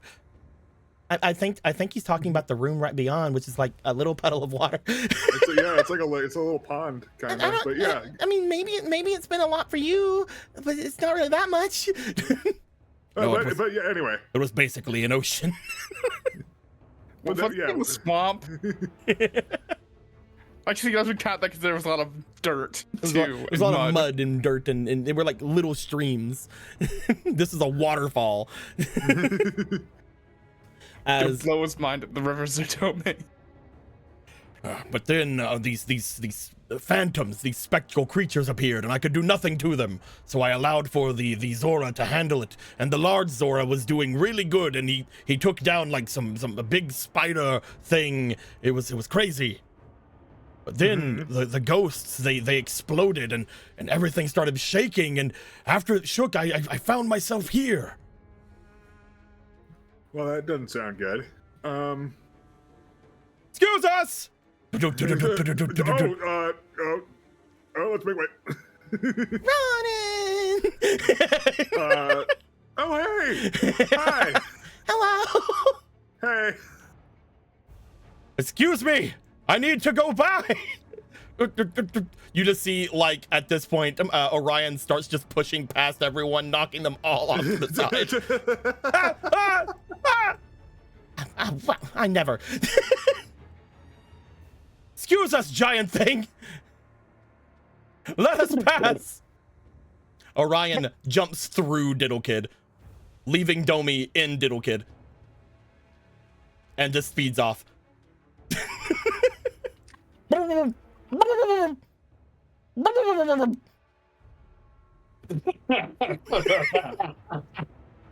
Oh, fucking Domi. Right after, Marco appears. Oh my gosh, so much is happening. You're right. A lot's happening. Where are you guys going? Off to face the big evil hand or big evil ghosty things? Yeah, the thing that Gallon apparently fought is here. Oh, Big one. Huge, apparently. Needs holy damage, which is why I'm here with the Master Sword. We should probably aid the king. Let's go, Ronan. Ronan has to stay here. I kind of gotta be here. But Sir Ronan, you could do so much. Ronan doesn't have any holy damage. I have light, which is a distinction. It's Definitely. different. Yeah, It's different. It's different, but it's not dissimilar. But if you need specifically, if it's the thing that I'm thinking of that Gallon was talking about, it definitely seemed like it's some kind of a dead hand or undead. So holy would be what you would need. Marco's definitely better fit for that then. Yes.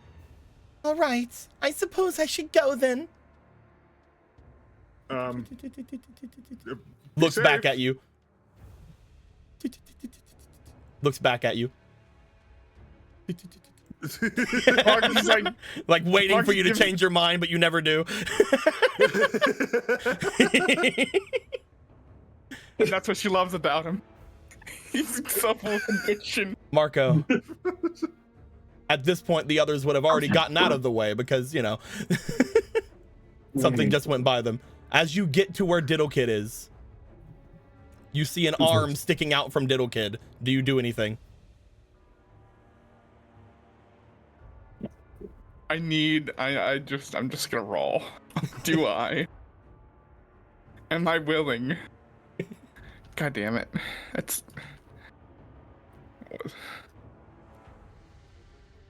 Yes, he grabs the hand.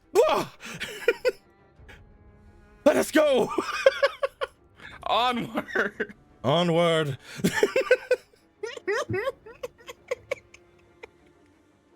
As you guys appear coming out from the section of the castle up at the top, Orion has most likely already scaled and jumped over large bits of them. As you come out, you start making your way off and around, jumping onto the sides of things. You do eventually have to go down because you can't scale the entire thing with a horse. Unfortunate. Sure I can. I have the hover hat, and the horse can wear the hover hat. You can attempt to have the horse use a magic item. It will not be likely to work, but we can try. No, I can just use my curse and make it work. You can, let me look at your curse. Let me look at it. Need to make sure you can do that. Let me look. Where is curse? It's right here. Consider magical and activate things that need a magical trigger. Anything that drains magic bring Marco. Body bruise. It is not magical trigger. It is you're putting a hat on a horse and making it try to use it. It's less the hat can't do it and more the horse has to will it to happen. Listen, you're giving a gun to a horse and telling it to pull the trigger.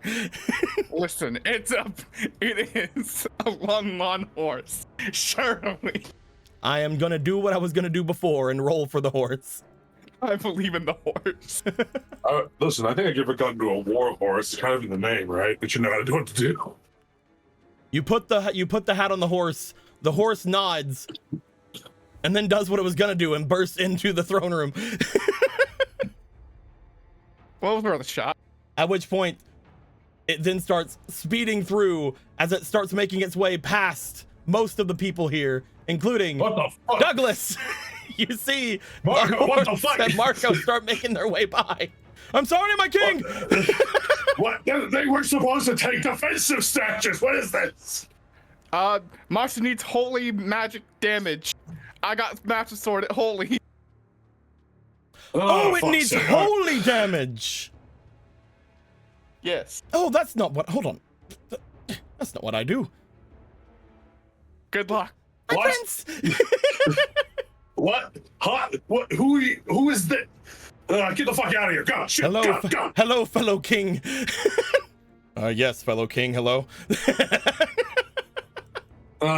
Great. At this point, Marco, the drawbridge is being let down for you to leave, as King Magnus is looking looking like there is a much needed break in the tension that was happening around here. Can't argue that, I suppose. As the bridge is let down, you start rushing away. All right, I'll pull it back up. You see that there was a bunch of knights already getting in defensive positions as Orion had jumped over them and has continued to make their way over and around. You were able to climb up onto the side over here and you begin to make your way after as well. Finally, making it to your destination. Now, why did I have you go through all those things? Well, you see, I needed to know how many times you were going to stop. I see. When it comes to this area, the only thing they have to go with things is Halfin and the River Zora. The River Zora, unfortunately, is having issues in this place. And if we remember, this is a long desert. Halfin is basically dragging the River Zora area, not dragging as in dragging, but like, you know, carrying them all the way through. By the time they get to the forces of the desert, And by the time Halfin has started to explain things, it is looking not dire for the River Zora, but definitely not a great look to them. So Halfin, instead of sticking around here, would have taken the River Zora into the next area. Which means when Orion gets here, there's only basic information about the creature that is coming forth. You would have missed Halfin, not able to stop and talk because you were trying to rush out. You get here.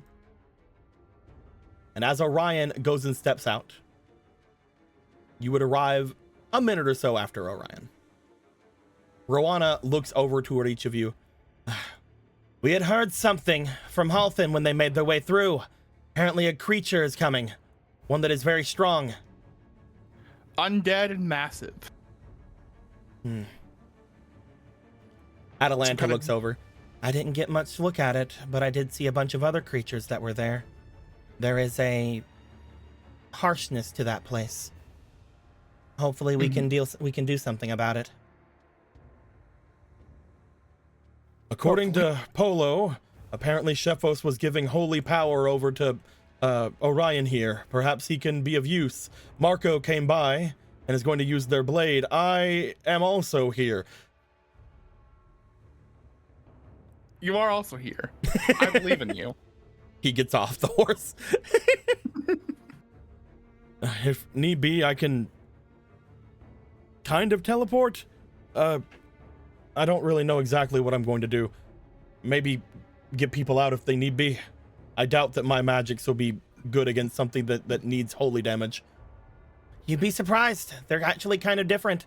That being said, it's good to see you then here, wielder of the Master Sword. Thank you. It's been a while since I've seen somebody wield something like that. It's going to be an honor to fight with you. Thank you very much. Though I do have to point out, we've got two of them here. The other one is waiting with the real hero. I've seen them. That does not mean that you are any less of a wielder. Am I You're right. wrong? No, I just said you're right. The harsh environments of this place is well suited to the people fighting here. You should be fine for the small bit of time that we are going to be here. I'm not sure what those creatures are going to be like when they start to approach, but I have sensed a ominous feeling for a while now. They are in the desert already. The forces of evil are approaching, and I'm not sure how quick any of them are going to be here. Be on your guard. Will do. As you wait, Polo, you now see that Orion has finally made it to the desert. Orion is with the other forces, just sort of staring off, because again, the desert is very long. Very, very long. It is basically staring out toward where the oasis is, ready to go into battle, to fight. Marco, as you are watching the horizon with Rowana and Atalanta, as well as the Queen looking forward, I would like for you and Polo to roll me for your instincts, please. Alrighty. Yes, instincts. Yes. Yeah. I'm gonna put a bat here just to even out my bats. And then, thank you for the raid. Oh no. Much appreciated. Wow. Okay. That's a 3. So 3 plus 2. That is a 1. 7. 5. Wait, no. 6 altogether. We That is are a 7 total. we are doing our final our big final battles, and right now big monsters are on the way. Big monsters coming. It takes a while, Marco. You and Polo back at the tablet room. You eventually see that Shefos had come back, and Shefos has returned, so he's safe. Good. But while you've been looking at the desert, while you've been scrolling through it, you've seen nothing. Same thing with Marco. Marco, you haven't felt anything. The desert seems to have a strange air about it, however. The wind seems almost, I guess, rotten. Eventually, there is growling coming from Orion, and there is a looking like a angry look from Hunter as he flies up.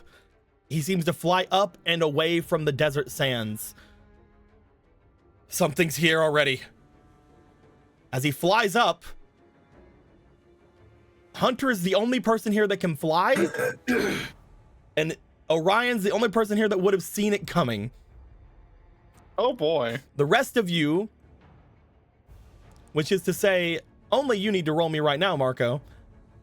Yay. Oh, you're on Epona. I am on Epona. Let me look at Epona's stats real quick. You look at Warhorse stats.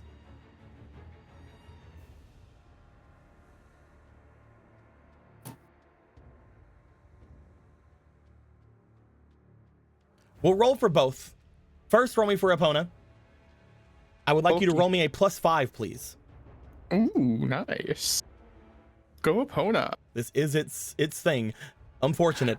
God damn it, Epona. I would like you to roll me for your instinct, please. I mean, I've got to get better than a 1. I rolled -1 twice. I believe that is 2 marks of power for us because I've nat 1'd twice. Very good, very good. We'll give you I those. believe. You were expecting them to show up in front of you. Rowana had said that something has appeared here, but you never saw a single thing approach until it was far too late. Everything here except for Hunter and Orion. I'm gonna roll for Rowana. I'm guessing you would like to roll for Rowana, Eric. Yeah. I'm also gonna say that Hosier can probably teleport out of danger. Everybody else is gonna get hit. Yeah. Roll me a with their instinct. They have a good instinct. Roll me +5. They have as much as the force. 19. Hey, there is a look from her as she is going to look toward everyone. She sees the sand rumbling. She is going to grab the first person near her that she can grab, which unfortunately is not the person on the horse. Because horse. And they're going to jump. Horse. Rowana is also going to dodge damage from this, as you were all expecting Dead Hand Amalgam. Coming up from the sand, unfortunately, It's Pickle Man. is the hate. The hate. The fucking hate. God damn it. It's the fucking pickle. Man, I thought that thing got eaten. It did. Man. We also thought the Goma was dead, and there it was. Yeah. There's more than one of these things that exist. You know what there's not more than one of? Moldugas. All the dead guys over here. Moldugas, yes, they're extinct now. But there's not more than one of Aghanim, Griffin, or Vadi over here, so it's fine. It's like they're extinct now. Teehee. Yeah, they're dead. Teehee. Marco, you and the horse are gonna take some damage.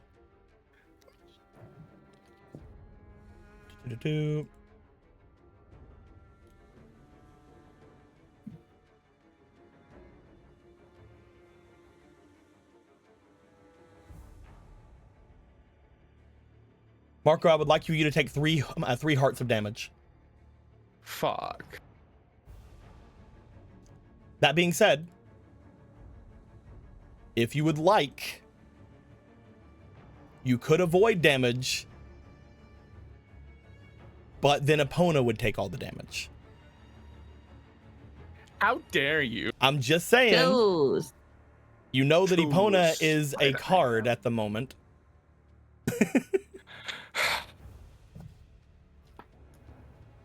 That is up to you. I know Epona's a card.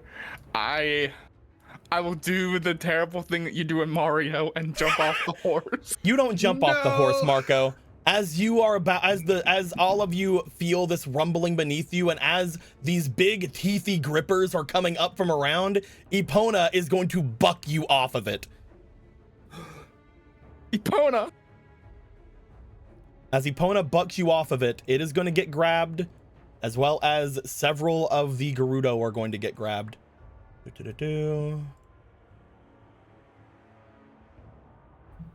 Okay. Doop. Doop. Doop. Holy shit. Doop. Doop. Jesus fuck. Doop. Doop. Oh man. the Oh unnamed my ones. fucking god. This thing Oh, great. rises up and chomps and eats everything that was under it. Get it Not from the even inside. one. I believe in Means it- Epona kicking it on the inside. Hey Marco, they ate your horse. As everything inside turns into cards. Bloop. Bloop. God damn it. I wanted to use the horse hero power. Damn it. Marco. This thing is currently chewing. Even though it doesn't know that that the creatures are now turned into cards, it still has to finish its thing it does. We are in this part of the battle. There is technically something around that you can use as a mount. Orion. Do you want to rush over to Orion? Yeah. Go right ahead. That's within your range. You jump up onto Orion. As you do, Ruana has let down Atalanta, and Hunter is preparing Big Fireball. Marco, The big one. you first. What would you like to do? Well, since I am in fact still at full health, it's time for some attacking it with sword beam slashes. You find as Orion jumps over toward it, there is again this shine coming from Orion that seems to be this bright green shine. You see the spectral emerald eye appearing on the face of Orion. As it does, go right ahead. Go with some attacks. Okay.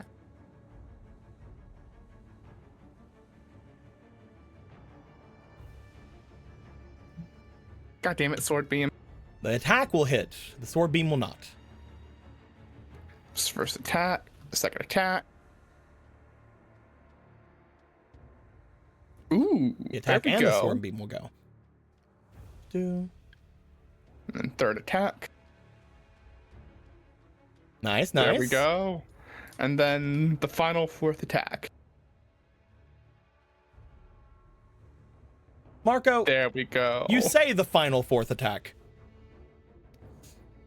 Three of those sword beams hit, right? That sure is a thing that happened. I would like for you to roll me for 3 more Sword beams? sword beams. Oh, hell yeah. One of them will hit. God You damn- find that as you slice out with the sword beams, you go ahead, 1 second. I'll wait. because I got 2 more things of master the mark of power, I will use 2 of the 2 ones that I made to make the 2 sword beams hit. Yeah, you can do that. I don't have to make any more things for that too. Exactly. You find that with every time you slice and whenever one of the beams seem to hit, there is a secondary overlapping greenish beam that seems to strike as well. You find Hell that the yeah. Master Sword is interacting with the Emerald Eye. Roll me damage for everything. Let's see here. Let me grab this. So right now, the Master Sword will do base 2 damage for every hit. Mm-hmm. And then we roll for the Master Sword's damage. Let's see These here. are eye lasers. Oh yeah, that's. I believe I crit with one of them. I don't think so. I think the highest was a 15 for each of them. Really? I thought I got a. Did I not get an 18 on a sword beam? I don't. No, I got an think 8. so. Oh no, I got an 18 on the regular Yeah, yeah, attack. Okay, so where's the sword beam damage? I believe it's the same damage as the Master Swords. Each of them will be 2. So you would have hit with 4 attacks, 3 sword beams, 3 sword beams. So altogether that is 10. Yeah. You hit with 10 attacks. You do end up doing 20 damage.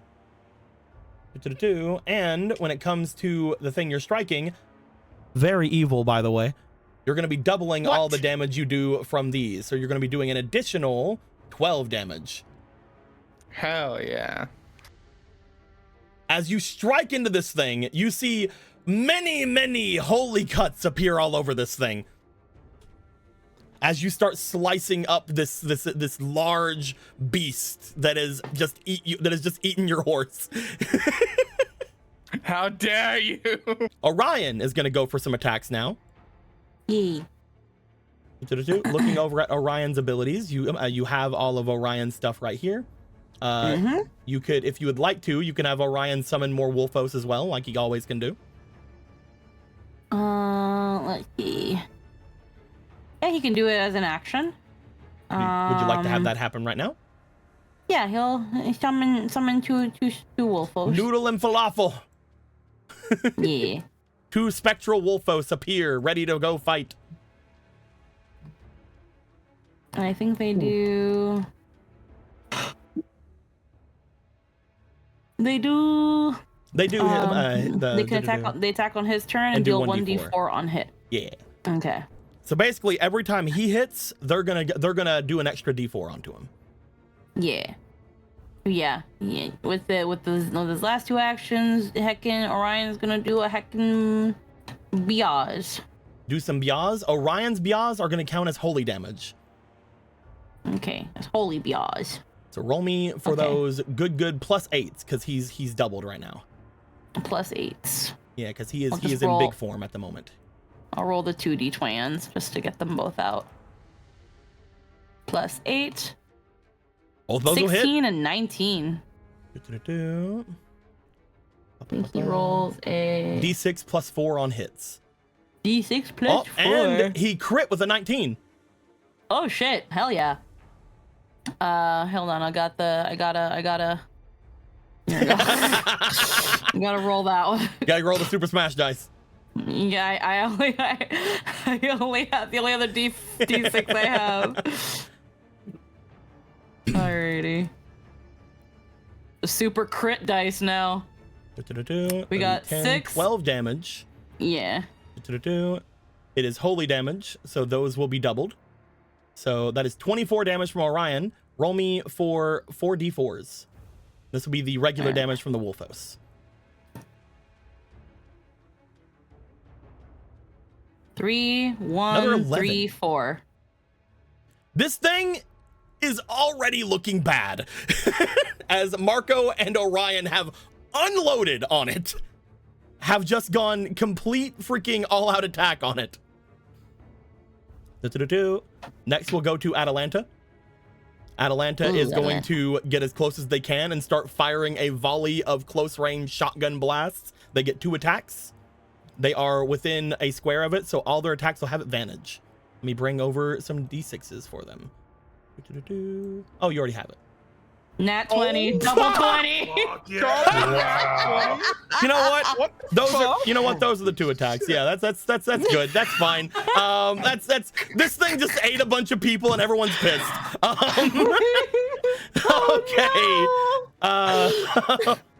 What are the chances of a double 20? Like that? Astronomical.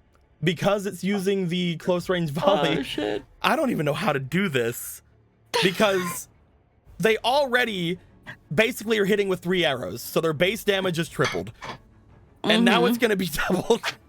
Atalanta is taking all of my fucking 20s. She got 2 nat 20s last session too. Atalanta's like, I think I'm the correct Atalanta. I think I'm biblically accurate Atalanta. Atlanta from the Bible. As Fucking. that is gonna be 6, 2, 6, 2. Yeah, that's gonna be 24 damage from Atalanta. 0.25% chance. Fuck. Hunter is gonna my go. luck's never gonna be that good ever again. This is not gonna be as impressive, but Hunter is going to hit it with a fireball. It has to roll for its evasion. It has to evade it. It doesn't. It's a big pickle. So roll me d20 for damage for Hunter's attacks. Hunter is gonna throw 2 fireballs at it. Okay. Okay. Okay.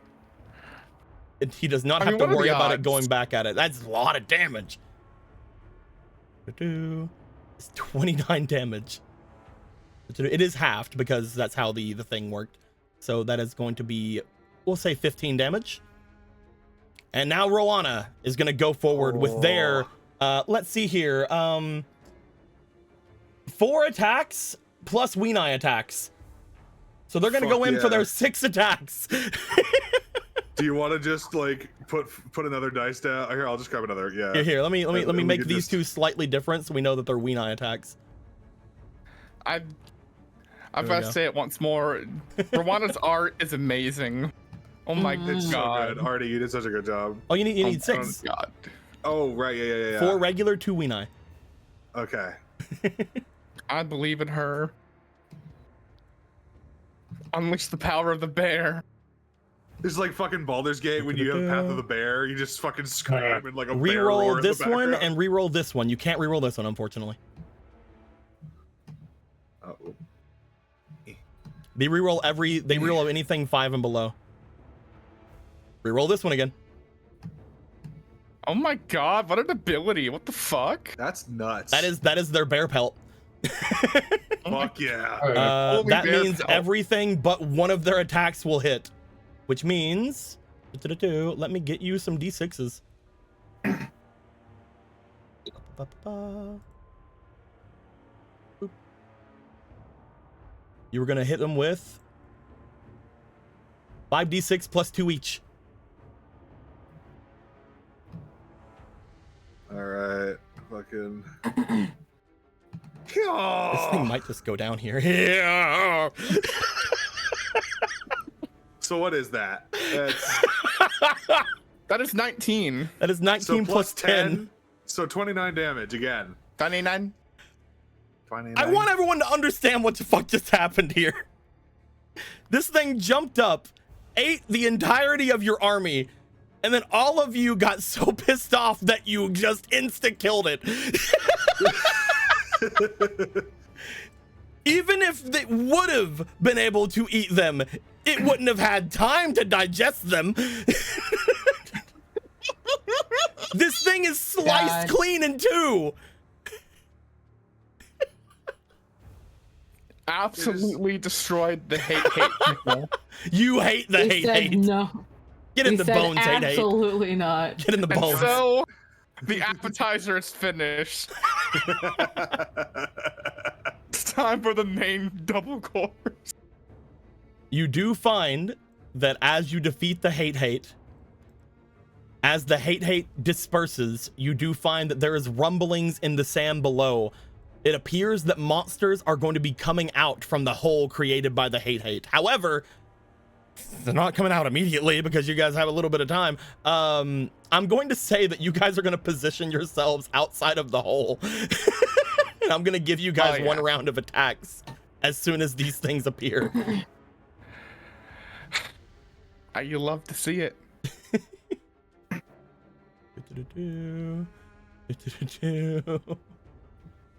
Fairy boy. Glass him.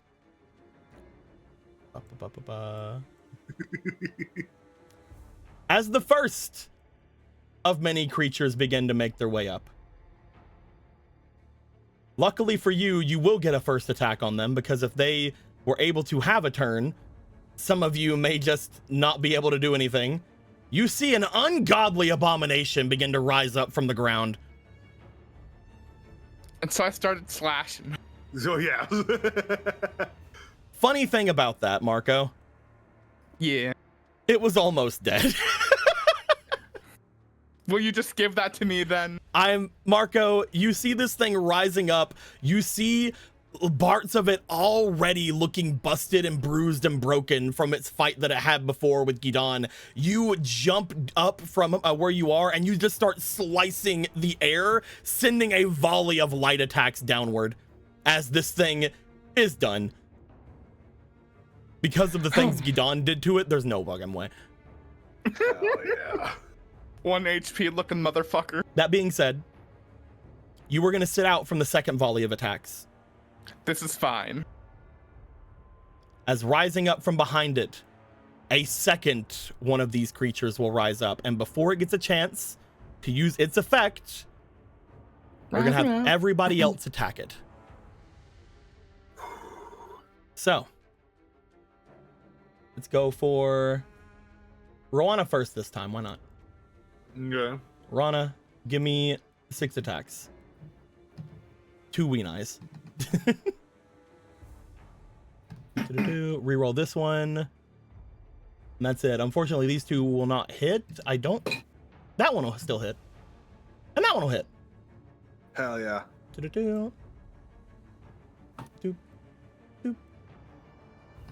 46 plus 8. Oh.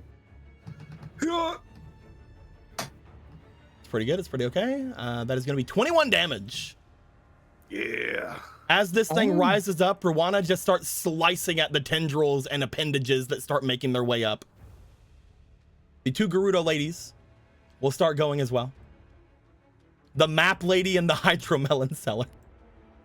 God. Yeah, I was about to say, when you said it ate all the nameless ones, you're being real kind to this lady here. She's been here since the beginning of the campaign. We love the hydromelon seller. First name Hydromelon, last name Seller. They are still Gerudo, which means they will still get a bonus from the queen being here. So they are going to make their attacks with advantage.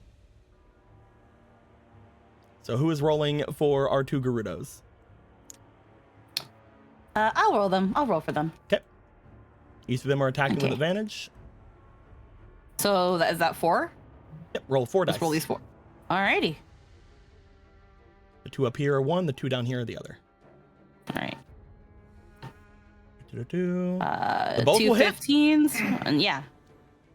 Yeah. You see, they begin to start chucking large spears, these javelins downward toward this thing. As they do so, they're gonna roll 2d4 each. Wait. Me. Go watch Pokemon Concierge. 10? 1, 2, Pokemon 3, and 4. Oh my god.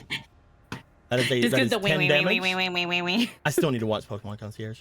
It's so good. It's free on YouTube, guys. Watch it now. It's on After YouTube? this. Okay then. Yeah, all 4 episodes are. Yeah, it's adorable. getting renewed for another season. It's amazing. It made me cry. Unfortunately, the magics that the queen has are sort of the same kind of magics that this guy has, which means it's going to be completely immune to being gaslit.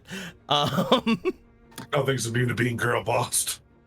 I'm going to say that upon her realizing that she is unable to do anything, she is going to step away and get as close to the exit as possible. She is basically worthless fighting this thing. Hosier is going to start chucking some of their own weaponry downward. They're going to also have these spears they're going to chuck down. As they do, let's roll for 2 Hosier attacks. Hosier has increased crit range, so that's good for him. My boy, I believe in him. I believe in him. It's so hard. There's not going to be any crits, but he is going to hit. They are spears, so they'll be the same damage. Roll me for 2d4 each.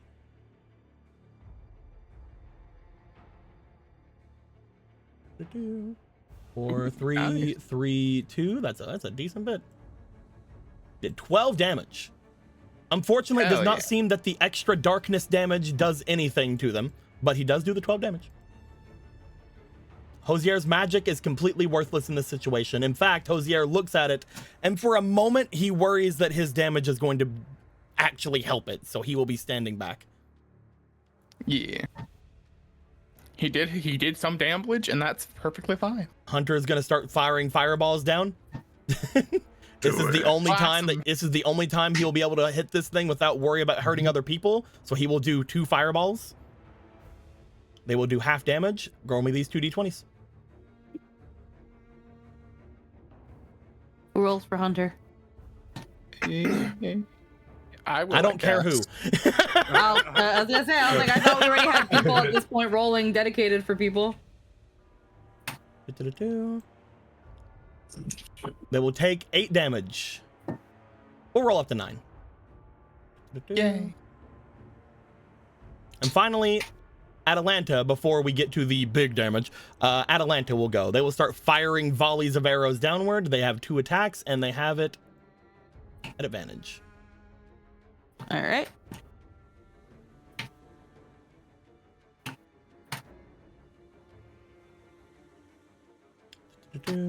10, 14, 7, and 8. They'll both be hits. Unfortunately, they're not crits like they were before. Oh no! But they are still 6 damage each, so that is 12 damage. Now, Orion. This thing has just made the top of its head peeking over the top.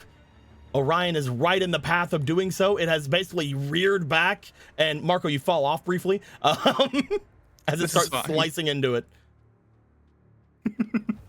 What is Orion gonna do? I'm guessing just 3 attacks. Orion's just gonna fucking wail on that shit. Here are the 3 attacks, and then we will see what the Wolfos do after. Side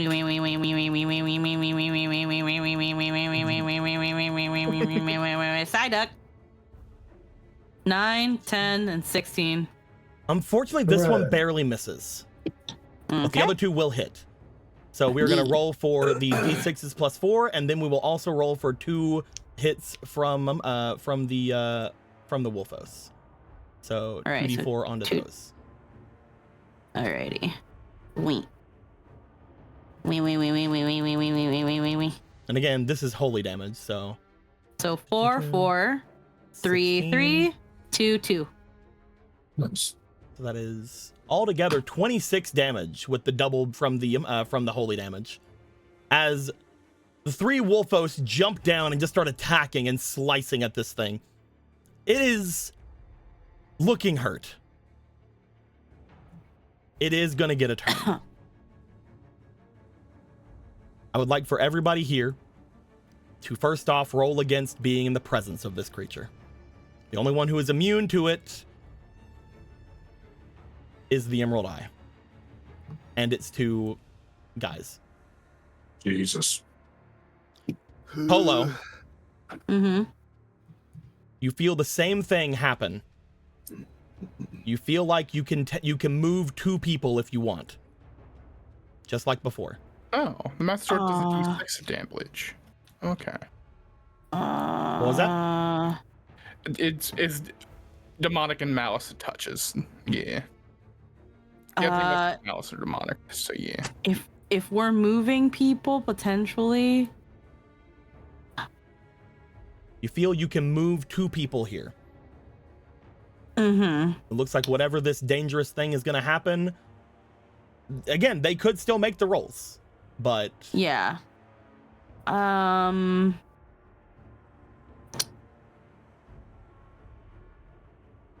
Hosier is not a card, is he? Or is he actually him? Hosier is actually him. That being said, all of you are being affected by the magic right now. Okay. So even if Marco goes down, he will turn into a card, at least for this section of the fight. Okay. Marco, you brought Master Swords, didn't you? I brought the one Master Sword, yeah. Okay, so I'm going to believe in Marco. I'm gonna choose to believe in Marco. The queen is right by the door, so she can alley-oop should she need to. You feel like, again, just like in the last room, in this very brief chance you have, you feel like the ones that are immune are Emerald Eye and the 2 dogs. And the Wolfos. You also feel like Hosier probably is pretty good with this. Okay. Hosier is most likely going to be okay. Okay. He's not immune to it, but he's most likely going to be okay. Okay. We will Atalanta's just been too fucking good, bro. And you know, if you move Atalanta, Hunter is moved for free. We are going to yoink Atalanta to the next field. They're probably not going to do great in this area. They need to be in short range, if you remember. Short. If you want to put them somewhere range. else. Hold on then. It's from the castle to the waterways here. To the waterways. Okay, there's the arrow. The waterways be good. So this ambush spot up here with all the Sheikah and the ambush spot's pretty good. Yeah. The bridge would be a good close range area. The waterway would be a pretty good close range area. The sacred realm would be a pretty decent close range area. We'll yoink her in the Sheikah area in the field with the rock and everything. Just sloop her out of there. It happened again. I don't. They've been really good. They are really good. Yeah. It'd be so funny if these guys just get brought in through the whole dungeon. Fuck it. All right, you have one more person you can get out to have them be immune to whatever this is. I think we're gonna take Rowana out. Okay, Rowanna's really good. They can basically be used in almost any situation. They have their magic ranged Weenie. They have their regular Weenie. I think she will go here. She just gets bloop, and she's like, "Oh, hi, everybody." Yeah. Oh, hello there. Okay. Everybody else is going to have to roll. I will get them all. What's up? I only get to ask this every so often. What's up, buddy? Is this effect technically a curse effect? Oh.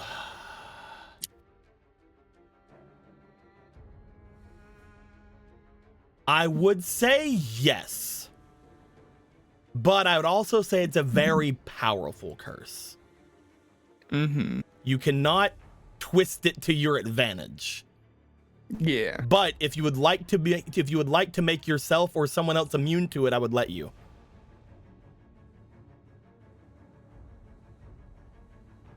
I would like to make Mark would like to make Hosier immune to it. Okay. Because that's just how the Marco do. I will just roll naturally and see what happens. It will be the Queen and the two Gerudo.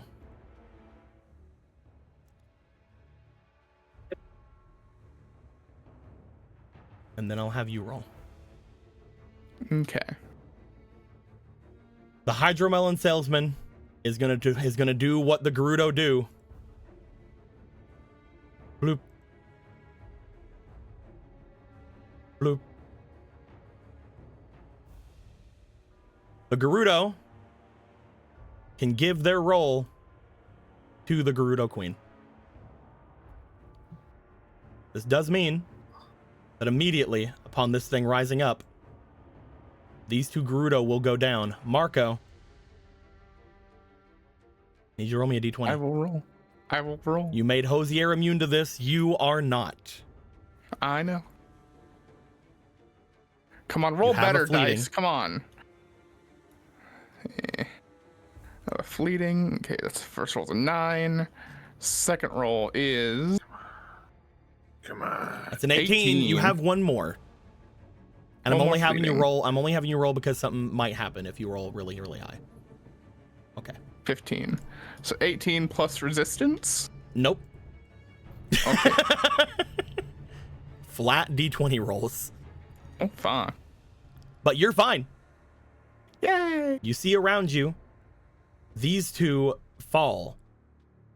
One thing that I'll tell you guys that is interesting about them falling, though, Now that you have a Marco here, and I can explain things better because a player character is here, they don't turn into cards.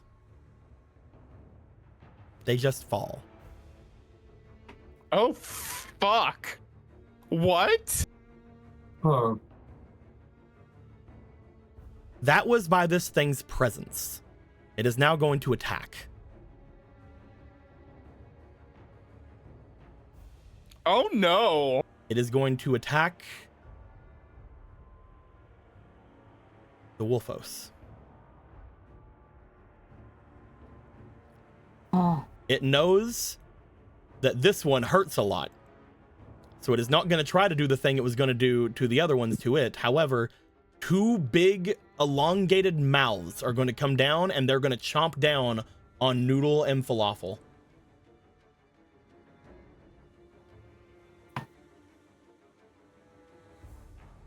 You look at things over here. Littles are 13. Both are going to hit. Noodle and Falafel disperse as they are chomped down by this creature. Because it ate, one of its mouths are going to scream. As it does, Marco, Hosier, the Queen, and Emerald Eye, you are briefly stunned on your turn. No.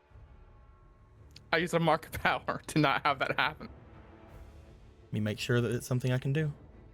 Escape from binding or some effect hindering your movement. It's not moving. It's not doing your movement. It is taking away one of your actions. Oh. You I briefly, the whole turn. you briefly for a moment, as if forgetting to act, you will not use one of your actions your next turn. Son of a bitch. Final thing it is going to do, it is going to move. As it is starting to move toward the castle. It is not stopping here.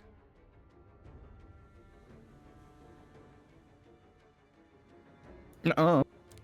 At the start of the turn, I would be remiss if I did not use these since I've been gathering them all game.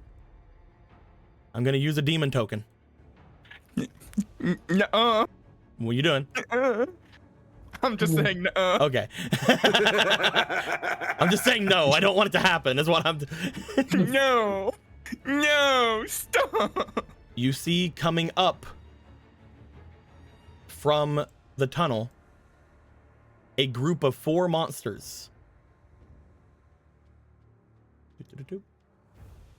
Monsters you guys technically haven't seen before. It's very funny to me.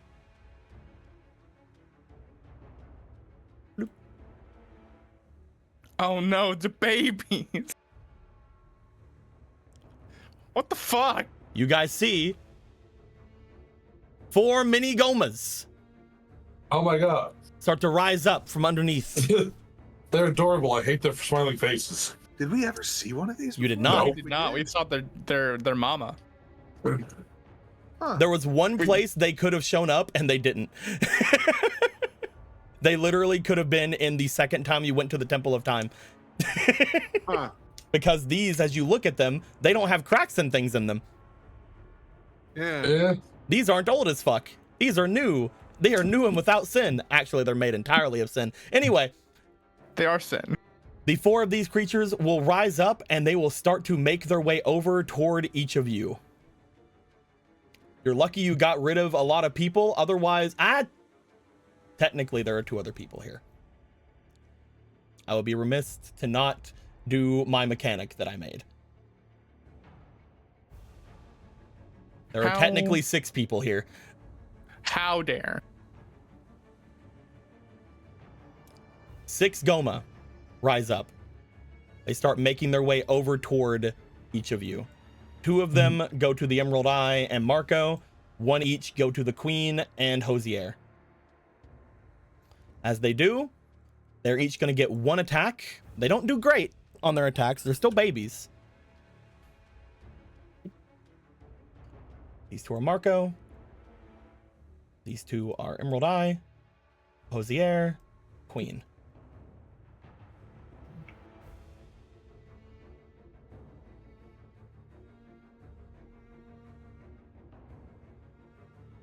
Hosier and the Queen don't get hit. Huh. Emerald Eye dodges one attack. Marco. They definitely can't beat a 21. They can't. They don't have the. Oh, you have a 21. I do have a 21 AC. I mean, one rolled an 18 and one rolled a 19, though. Listen, they're babies. They can't possibly have like +3s. They have +4s, but that does mean no. No, they both hit. I'm sorry, Marco. They are going to strike you, which will mean that you are not going to be at full health for your Master Sword. They don't do a lot of damage. Each attack only does a d4. Listen, that's more than what I do when I hit something. It's halved, don't worry. There has to be some variance in it, but you take 2 damage altogether from both those attacks. Just 2? Yep. It's fine. You want to know why? Why's that? I'll just roll a 2 on my d4 when I heal. That's true. And I'll have my beams back. Wolfos. Orion will take 1, and the other 2 got through it. We're going to go back to top, which is Marco. Marco, All right. there are spiders at you, and I would like you to spiders at please me. roll me for your instinct, as you have 2 spiders near you. Roll me twice for your instinct. I'm roll instinct. Roll number 1 is a natural 1. Roll number 2 is a 15. See, plus now my would be a instinct. good time to use that 20. that power thing, because you get wrapped up by the very thin, very sharp wire that is this thing's tail. Oh, Now would be a good time to use the power marker power if you like to. I would like to do that. Yes. Okay, there you go. It's gone. I hate that that it still got me with a fucking 20. I rolled a fucking 20 and it got me still. The first one was an at 1. Oh. You have 2 of them at doing it. That's why I said to roll me twice. Oh, okay. Well, I will now roll my Healy Do. My D4 Healy Doos. You are directly in front of things. I'm going to make Yes. sure that that is exactly 5 feet away from of a target. Both effects can trigger. One effect. 1d4 round within 5 feet of an enemy. Yep. And I've healed 2. I have my You're back to beams back. full. And you don't take damage from the wire. Yay! Anyway. Fuck, do I still just to be sure on this, Geeko, do I still have the am I aware that if I do attack not on Orion that I would still have the Emerald Eye buff, or would I still need to You be don't on know Orion? you don't know what the key for the Emerald Eye buff to be is. You don't know if it's a constant thing you do whenever you're on Orion, or if it's something you do when you're off of Orion, or if you can even do it again immediately. You don't know. I don't know. You can always try to get on him or try to not get on him, but either way, you don't know. Regardless of that, I will in fact try to get on him. Okay. As you move away from these creatures, I would like you to roll me instinct twice again. Let's see here. Actually, no. Let's see here. I will use an AP to traverse. That's traps, though. AP to dodge enemy attacks while they're moving. That isn't an There attack. we go. It's not an attack. I'm having you roll against it. This is a save. Okay. 15. You got through the first one. And 13. You got through them both. Yay. They seem to lash out as you leave. They looked like they tried to tie you up to drag you back down. And while here, I will attack the big guy. Go for it. You feel as you do, there is a thing of holy damage coming from the Emerald Eye. It is not giving you your extra slashes this time. This is fine. It seems to be on some kind of a cooldown. So I have 3 attacks because Thing did a scream. So attack number 1 does a 13 hit. 13 plus 7? 7? That is a 20. So 20? That just hits. That's just his hit. Okay, cool. Do-do-do. So first one hit, both hit. Do-do-do-do. Second one will hit as well. I'm gonna do a thing. Do-do-do. As you strike with it, you do note that the heads start to work erratically. All right, and now it's your turn again. Both will hit. We'll have to remember that. Yep. Both of those hit. That's a miss. Yeah, that's just a miss. And then the third attack.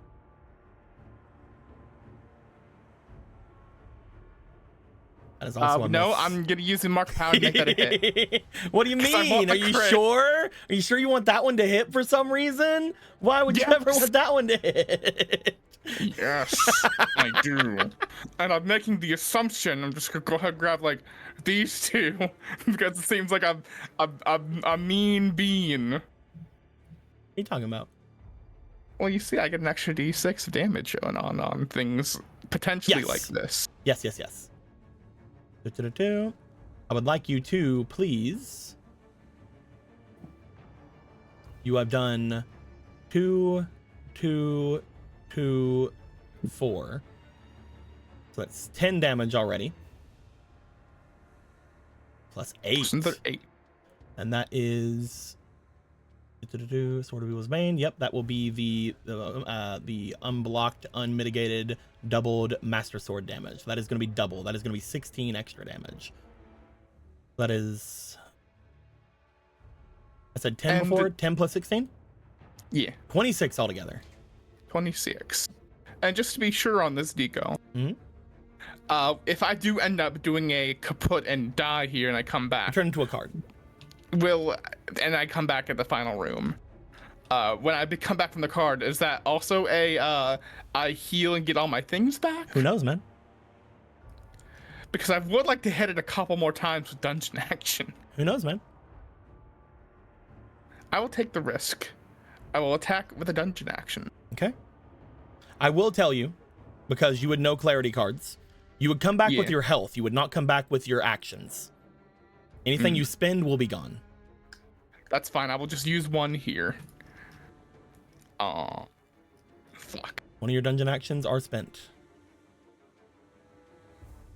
Oh, well. We're going to go to Hosier, who upon seeing this thing making its way toward the castle, is going to look to you, Marco. Follow me! As he calls after you to follow him, he is then going to grab the queen, and the two of them are going to disappear. He has teleported. Yep. You heard him, Orion.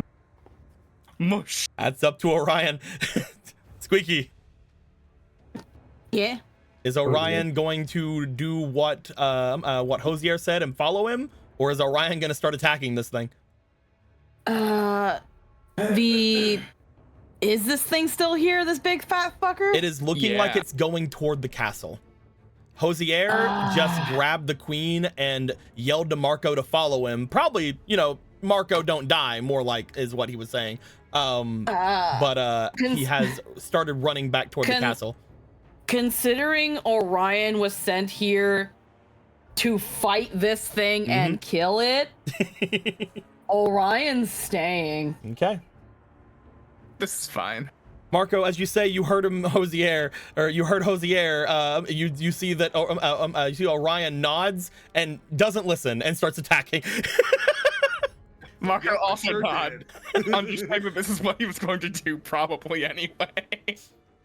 Fortunately for Orion, he is unaffected by most of the effects that this thing does, so Orion still has 3 attacks. Yeah.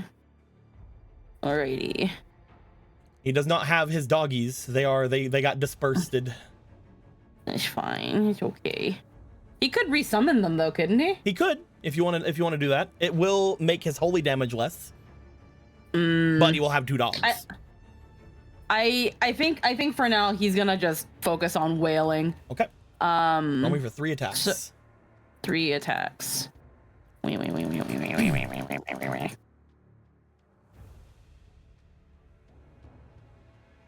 17, 7, and 9. Unfortunately, only 1 attack is going to hit. Fuck. Roll me a d6 plus 4. D6 plus 4.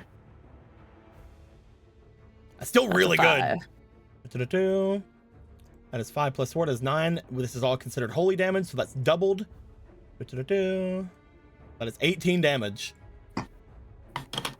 As he strikes in, you do note, Marco, whenever he hits, there is a glow that goes around him. As that glow happens, you see the spectral form of the Emerald Eye again appear.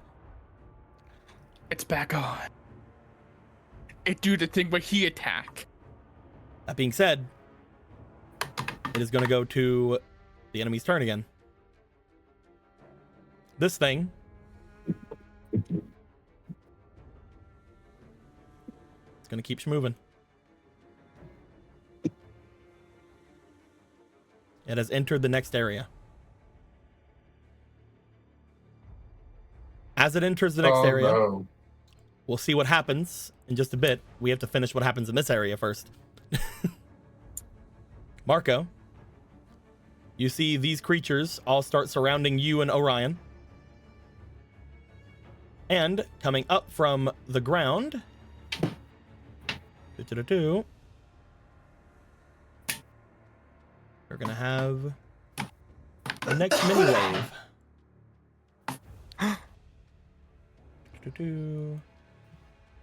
This time, mini wave is... Should I use the dark ones? I like the dark ones. We don't have the other dark ones here. Yeah, let's do the dark ones. You see what appears to be a torrent of keys.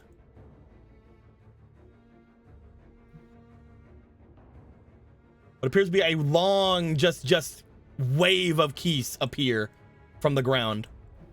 Don't worry, it has all 1 health bar. Yeah. Yeah. As this wave of keys comes up, it is going to start flying in the direction of you and Orion. I would like Orion to please just roll me a D20. What is the magic on Orion? It is just +1. I need Orion to roll me a +2 because he's big. What? Oh, come on. Do you want to use a mark of power? Sure, I'll do it. Okay. Orion is going to howl out toward the approaching Keese, and he is going to literally, with his howl, have them disperse as they're about to strike himself and Marco. They then quickly, as they disperse, like literally splitting in two, they will swarm back around and get back into swarm position for next round. You avoided the first swarm attack. B. It is now these things. These Each of them fuckers.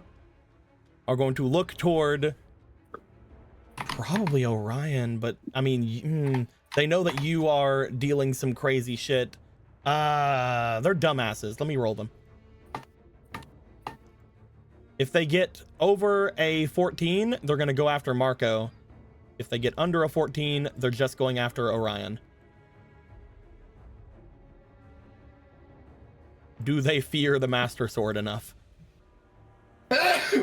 Holy shit. A few of them really fear the Master Sword.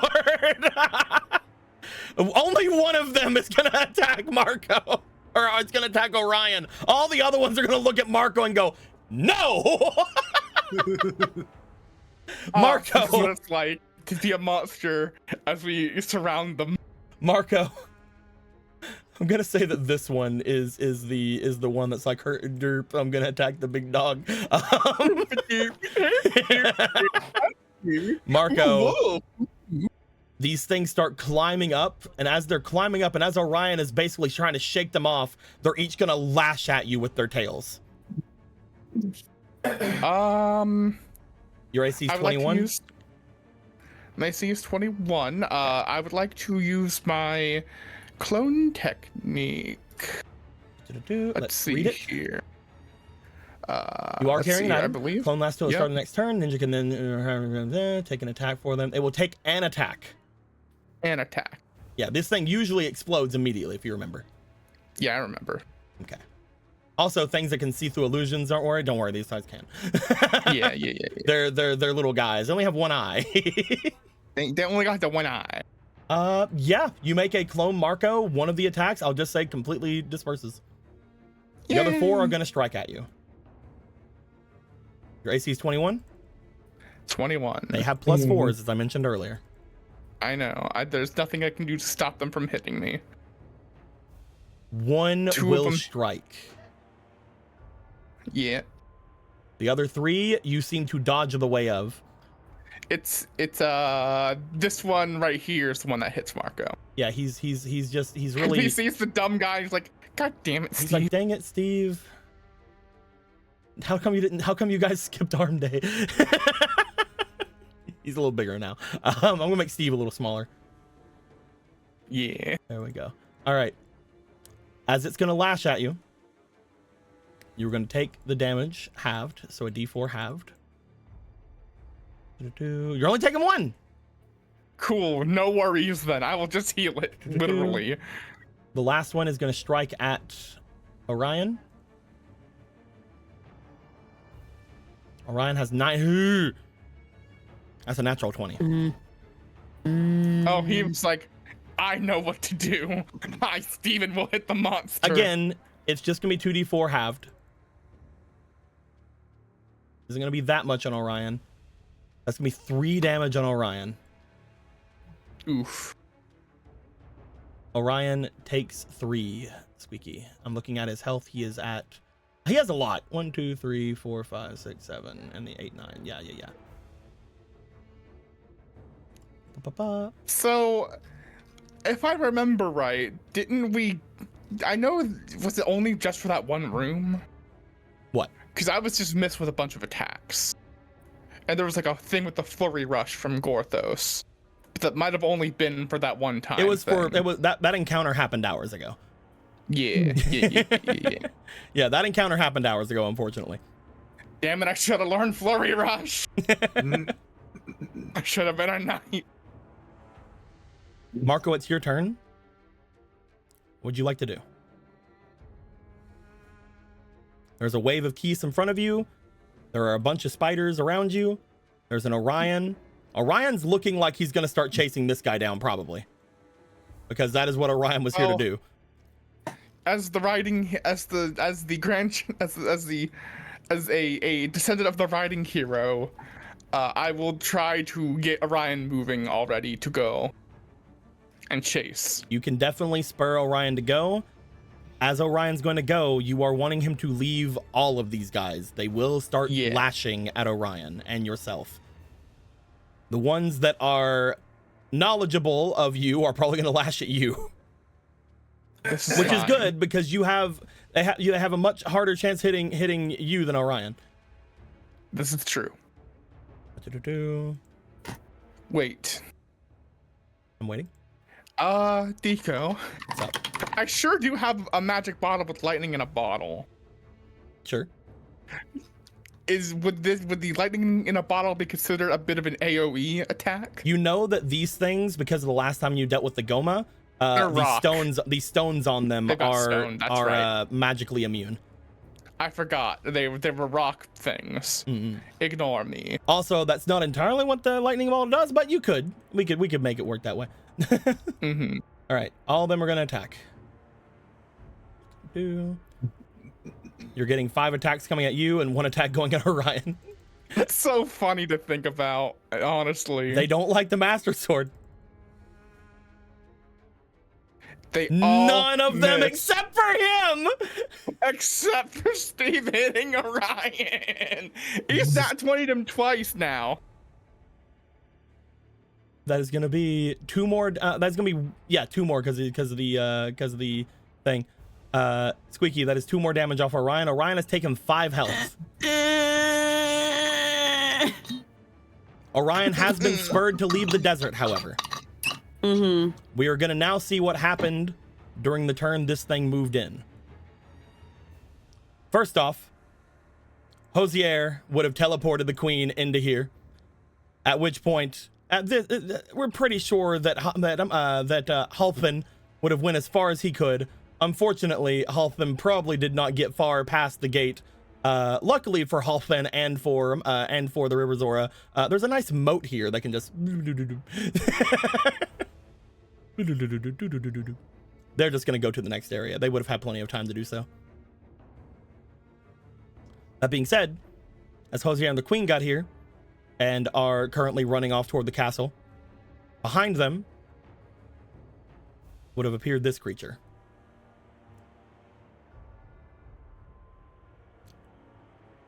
Luckily for this place, they have a link. Link will be completely immune to the mind-affecting things of this creature. That being said, the rest of these creatures are not. Yay. This first area may turn into a problem. We're going to roll for each and every one of them as they see this thing coming out. This thing's crazy. We're going to give certain of them advantage. Link is immune. I believe Nikala will have advantage because of their holy armor. I'm going to give Shock advantage because I like him. He's just got an unbreakable spirit. Hoover Quakeman, you're getting advantage. Youngman Jenkins will get advantage. Rock Tumble, you really turned your life around, you get advantage. Jeez. Harry Quakeman, just like your brother, you get advantage. Oldman Jenkins, you've been through a lot. You know what this is all about. You've seen this dozens of times. And Kimba, all the light he touches is our kingdom. You will get advantage. Oh my god. Let's roll for the advantage people first. Kimba. Jesus. Nikala, unfortunately, will not. Rock Tumble is fine. Or not that Rock Tumble, Shock. Damn, I got excited for a second. Quakeman is fine. Oh my god. Youngman Jenkins. Wait, Oh my god, they both got double fours. Oh, wait, no, Rock I don't think Tumble. they're rolled. Did you roll Oh, wait, them? no, I haven't rolled these yet. You're right. Oh, I know, that's right. I only rolled the first three. Dude. Youngman Jenkins is fine. Oh, thank god. Rock Tumble. Is it 14 or 15? I have to go look. It is 15. Rock Tumble, unfortunate. You turned your life around for this. Harry Quakeman, you're down. Oldman Jenkins. Man. A nat 20! Oldman Jenkins. Hell yeah. And finally, finally. Kimba, all the light touches belongs to our kingdom. The most important one. He's down. We're doomed. The light has been snuffed out. Now for every one of the other ones. Mm. Good god. Go for these first. Who are you? What are you doing over here, Captain Hendrick? Get up. You're just kind of there.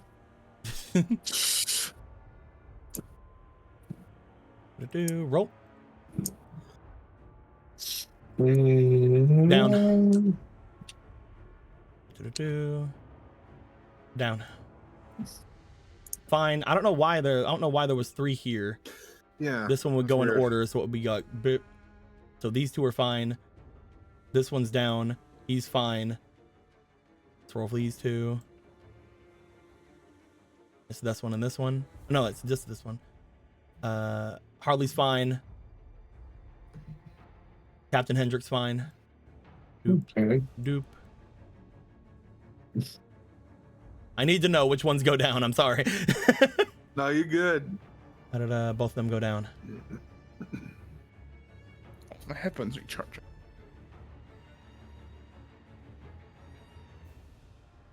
Hubert the pianist is down. So is Hayden. Oh no. Hey, no! Our emperor! Oh my god.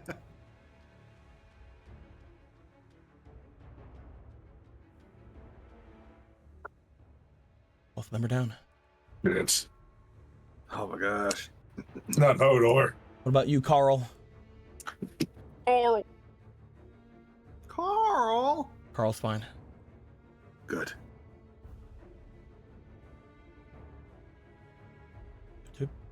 First Hugh. Hugh's fine. Sorry, Hadar. You're fine, nameless guy. Stu is fine. Ollie is down. And finally... Oh, hold on. And finally... You're fine, Motto. Finally. There's still 2 people here. Hmm? Who? These 2. They already passed. Oh, did they? Okay. Yeah, they passed in the other room. Oh, gotcha.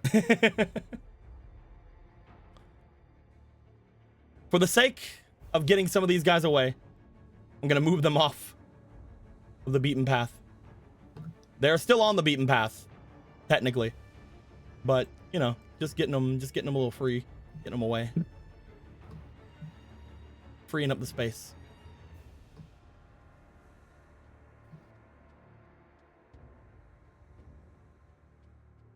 A large chunk of the forces seemed to collapse. However, as soon as this thing appeared, there was a war cry from Link, as they will immediately get an attack in. It's not their turn. They'll get 1 attack in. Oh, damn it! That was so funny. That would have been great. That would have been majestic. It does miss. Fuck. Fuck. That being said, this creature is going to use its turn, its actual turn, because that's just its presence, to start maneuvering up, going toward the castle. Marco, you and the Emerald Eye, you and Orion would appear. Another zone goes dark. You know that there are several creatures coming up behind you. What would you like to do? I'm guessing, ooh, Marco. You did. It's still your turn. You just moved, right? Yeah. Yeah, it's still your turn. Cool. I will do some slashes at the big guy. Go for it. And I believe since the stun was last turn, I should have all 4. You should have all 4. Awesome. First attack. That's a That's hit. that's a crit with the sword, I believe. I believe that only the... Nope, you were correct. The sword will crit. That is Sword not crit? a crit with the beam, but it is a crit with the sword. Yeah. It's 4 Second damage. attack. And then 2 from the thing. Yeah. All right, that hits, but not the sword beam. 2. That is 8. That is 10 so far. Okay, third attack. Ooh, that's a miss. And then the fourth and final attack. Come on, let's get a good one. That's another crit with the sword, but I missed with the beam. Okay. That's 14 damage. I would like you to roll me 2 more beam attacks, please. Okie doke. Because of the Emerald Eye stuff. There's a crit with a beam. That is 4 damage from beam, then doubled because of it critting. That is 8 more damage. That is 22 damage altogether. Mm-hmm. And then because it's the evil thing, I do an extra 3d6 damage. Go for it.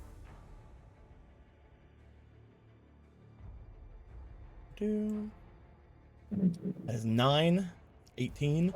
This thing looks bad off, but it seems to have a singular mind at this point. It is inching closer and closer toward the castle. In fact, as you hit it, it is already moving. As it moves, Shit. these 2 are going to have to get out of the way because it's going to land on them if they don't. It is already starting to make its way, looking like it's going toward the walls of the castle. Currently, the walls are luckily stopping it from giving its frightful presence toward everybody inside. But it is heading there. It's about to attack on Titan, climb over those walls. Jeez.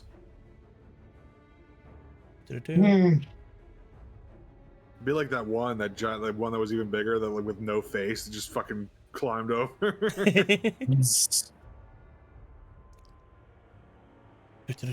That was Josier's turn teleporting. That was your turn doing that. We're gonna go to Orion.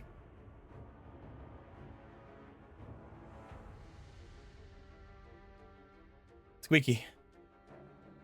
B. The amalgam has climbed its way up to the seeing circle, up to the large pond.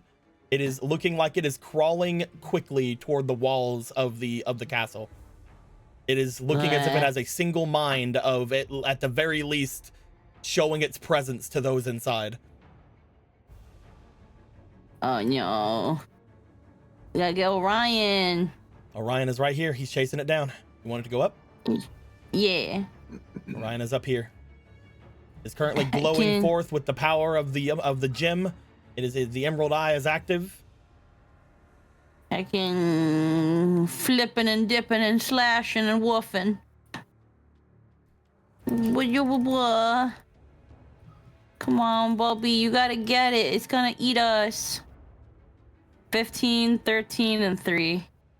2 attacks will hit. One of them only just barely hits. That being said, Marco, because I can finally tell you this now, you will find that whenever it starts making its way away this time, this 13 here should have been 1 over its AC. It just hits. It has. It is getting thicker. Oh no.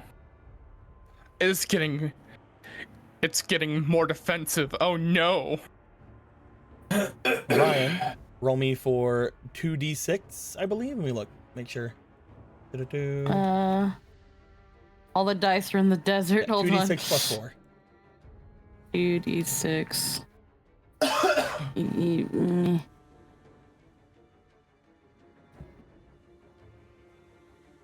Damn! 6 and 4. 14 damage. Doubled to 28 damage. It is looking like it is on its last legs. That being said, as soon as Orion strikes it, it rushes forward. It is not over the wall, but it is looking as if it is starting to either climb or destroy the wall in front of it.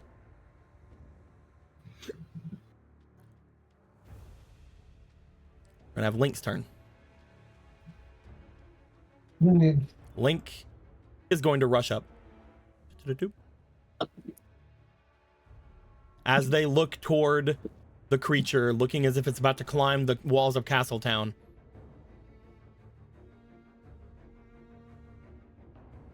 Is there anything anybody wants to do?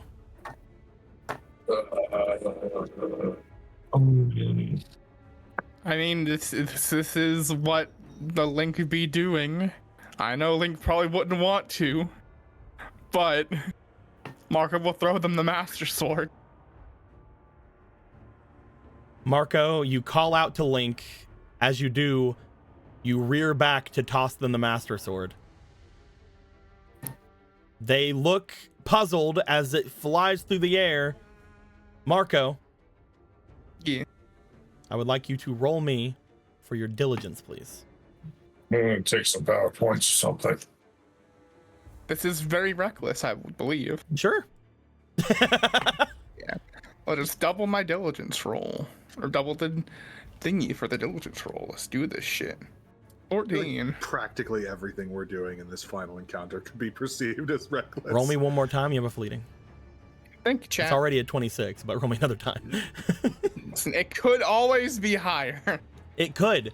The big thing I bring that up is because as they rush forward, they will look back to you. They will go to catch the sword. As they do, Marco, Yeah. they will use the momentum of your pass to get an extra attack in. I would like you to roll the attack. This is a Marco attack, not a Link attack. Yay!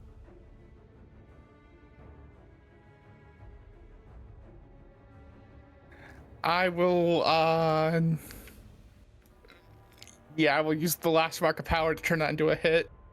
Wait for sword beam. I just believe in the sword beam here. 16. Sword beam hits. They will get a strike into with the Master Sword without it being their turn. That is automatically 6 damage. I need to check D6. a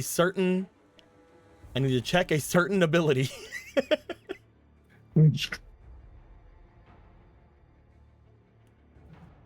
Do-do-do. Do-do-do-do.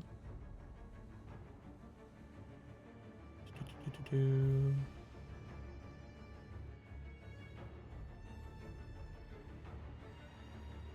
Weapons, they're training the weapon armor using one of those kinds of deflect, bash anymore.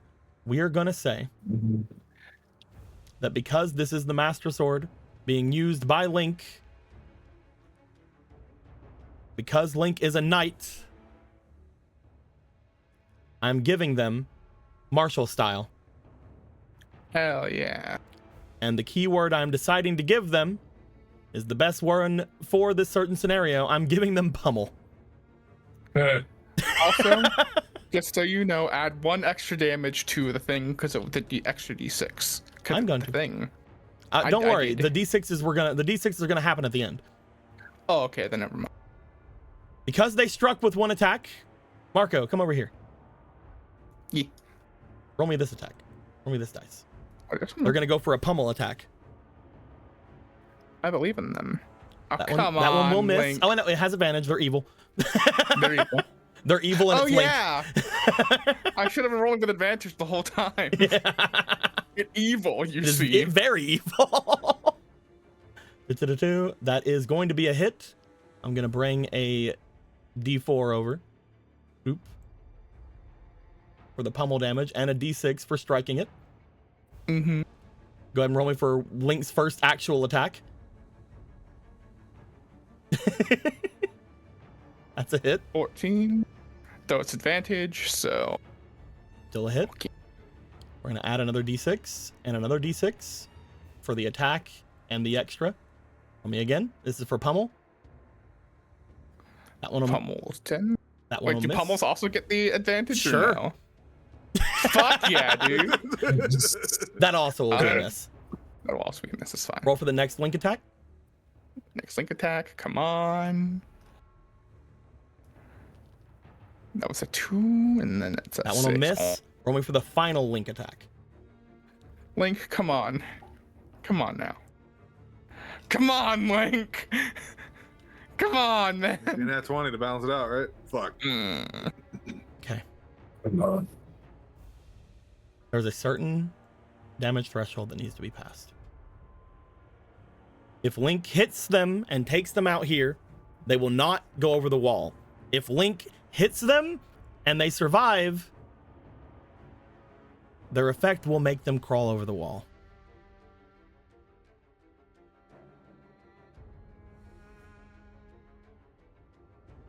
Come on. Roll Who them wants to dice. roll for the damage? Because I'm guessing the sword beams are if I'm holding it, right? Who wants to roll for the damage? Oh, you wanna do it? Yeah. Do you want to do it, Anthony? You were speaking up. Yeah. Yeah, Just do use it. one It's your more kid. we'll see. You're looking. Oh, I was gonna say it while it was in the air. Okay. 8, 12, 13, 14, 15. That is 26 damage. Mm.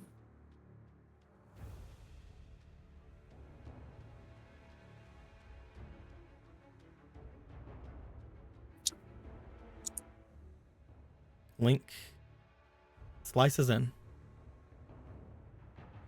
attacking this creature rapidly from behind.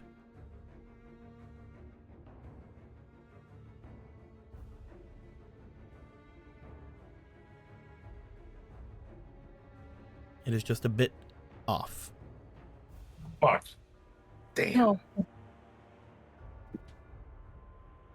I was trying to use the time to think if there was anything else I could add to it, but it is just a bit off. Because Link, Damn it. unfortunately, while they are a wielder of the Master Sword, they are the wielder of the Master Sword. They are not the current owner of the Master Sword. So they do not get the sword beams. Shit. I am fresh out of reactions because I believe that would be 2 of them that I've used this turn. The creature gets mostly destroyed, but it does climb to the top of the wall. Everyone here was ready to strike at this thing. They were all ready to start fighting. So most of them, unfortunately, were looking when this thing showed up. I would like for Eric to roll me a d20, please. Oh boy. Take this one.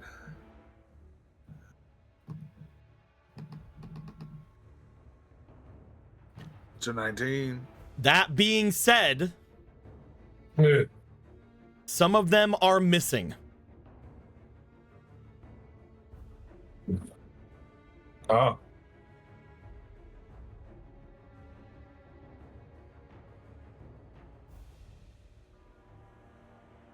Because they would have been warned by Rowana about such a creature making its way. The king and their main guard, which Domi considers himself at this point, Domi considered everything.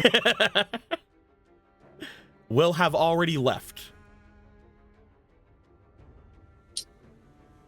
They would have escaped through the crying hole and made their way into the next room.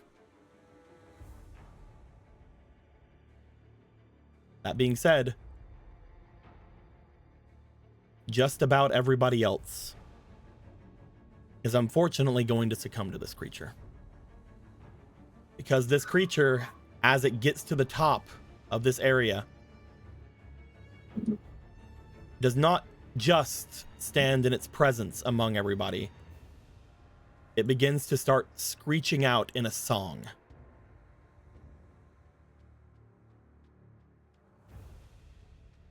As the song begins to ring out, half of the people in front of them will go down. Half of the people will not. But because of the song ringing out throughout everything, including Ronan, you can hear the song. Brock, you can hear the song. Mhm. Atalanta can hear the song. Gallon can hear the song. Polo definitely can hear the song. This song rings out through the entirety of the area.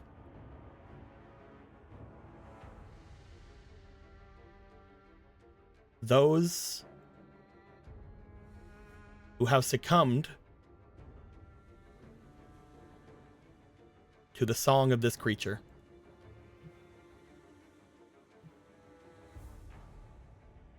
will raise back up. Oh no.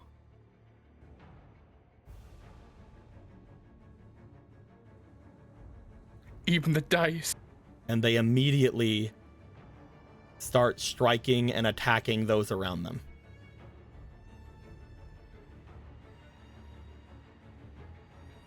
Rock Tumble, you just turned everything around, man. What the hell? Rock Tumble, you fuck. We believed in you. Kimba, no!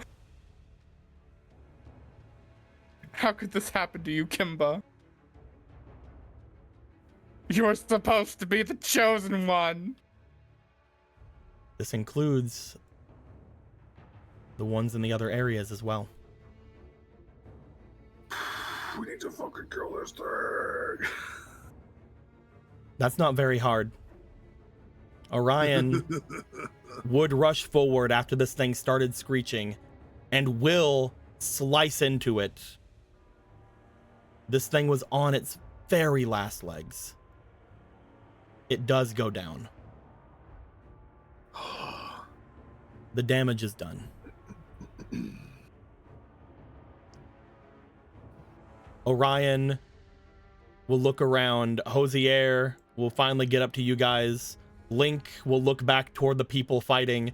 Nakala will start making their way over toward where all of you were standing.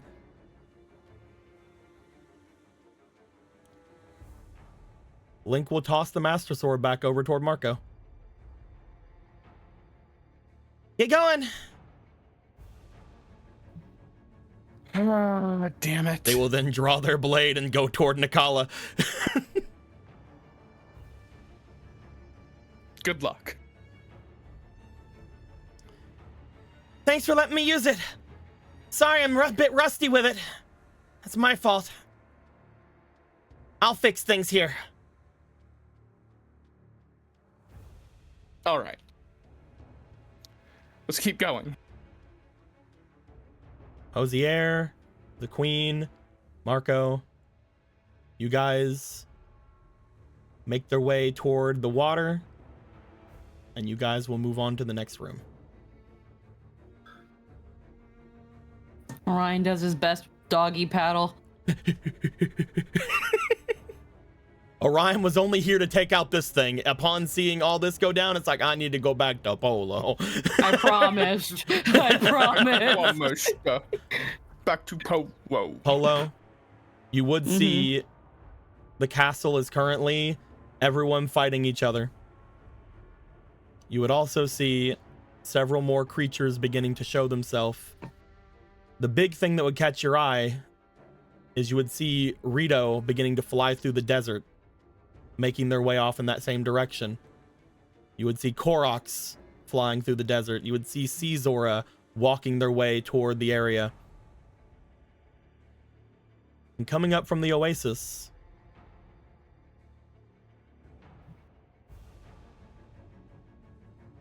stepping out with everything surrounding it, you would see Ganon making his way. Once again, staring up in the direction of where you can see him.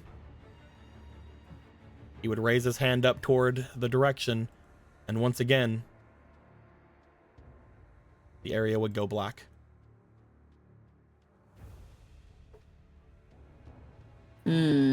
Guys, with the fall of Castletown, I think that's a good place to end things off for the night. This was going to be our big thing, and it didn't work.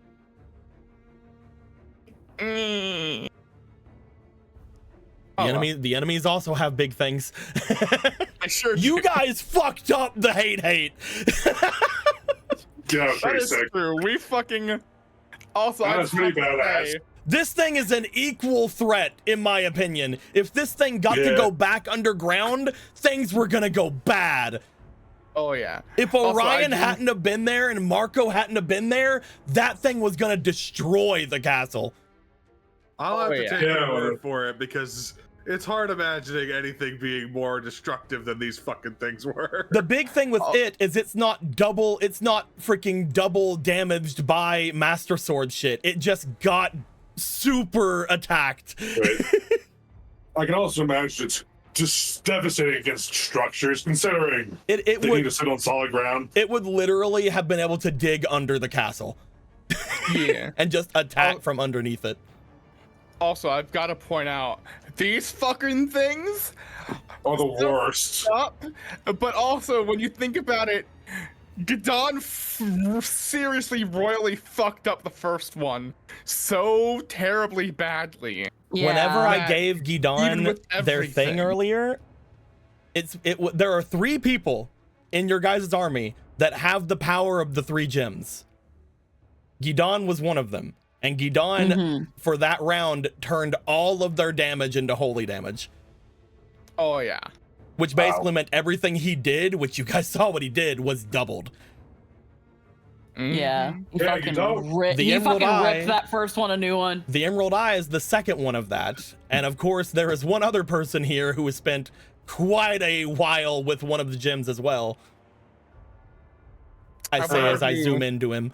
I wonder who. I wonder who. I wonder who. I wonder who. Yes. And that was that thing. I was like, there was no way Polo was sending her brothers after that thing. Dude, No. he's like, I don't get it. Why couldn't I go and fight it? I could take it. Oh wait, all those people just got up. Oh, they're fighting each other. We don't need Vega turning on us. I don't need all this negativity. You know what? It's like, Brother Vega, I don't think we needed you turning it on us. Out of any of these characters that could have been taken over, it's probably a good thing that it was the Hylian. Yes, I agree. Yeah, no, I feel like Orion was definitely the best person to send because Orion is undead immune to it, means so yeah. He's Yeah. completely immune to everything that guy can do. it's for as powerful as Hadar and Vega probably are. It's just like, just because you can walk through the Lost Woods like an aisle in the grocery store doesn't mean that you can just fucking do what you want. They are with both this fucking mind shit. They are both resistant to it. I'll tell you now that both of them are down. There cannot be any more of those creatures. They are both resistant to it. Vega is actually slightly better at it than Hadar, which is funny to me. Hadar is more of a brain. Hadar's the smart one. Well, it's more that Vega has stronger instincts than Hadar. And the demon form relies heavily on instincts. Literally, I had things planned. It can't happen now. I had things planned to where if he did go up and fight against him, he would have essentially had to go down, quote unquote, but then rise back up. And when he rise back up, he'd be big sheep. He'd be this. he'd be big sheep. Big sheep. Hey, man. So we killed. So the Dongos are dead. Goma's gone. Like's dead. The dead hand of Malcolm's are gone. Fuck me. There are very few things remaining. Somehow Ganon finds a way to bring back the Maltugas. We have now lost over half of the rooms. Yeah, That could have been worse. Yeah, it could have. The fact that we That spent could have been worse. the fact that we spent so much time, we spent one game, half of a game, in 3 rooms and another game in 3 rooms is very good. That means these rooms have been set up very well. Yeah, but now next up is Marco and Ronan. There are a couple more bullshit things that Ganon can do, but a lot of them are gone. I'm sure he So said I'm he still saying last. this right now. Marco's not staying in the tunnel. I'm pretty sure at some point it would be realized the big things just pass over the tiny spaces, and this sure is a tiny tunnel. What are you talking Let's see. about? So I'm looking at our boss cards. So we have the Goma. We have the King Dodongo. The Hydra doesn't really count unless they sick one on us, but we've got Hickory Dickory Dock. You can basically count out Griffin. Slabberhead is not here. You can count out this version of him. Necromancer guy's dead. Boogie Meal is your friend. Iron Spear. That leaves Gomez. We might find the Gomez. Could be a Gomez. Christ. There is no more of the Goma. As I mentioned to you guys before, there was technically a Goma left. That's the babies. Yeah, the babies are. Yeah. They're in whatever cave they fucking live in. I don't know. Whatever jar Boogie Meal puts them in. Yeah. Like the Gomez was a very early boss, but He was rough.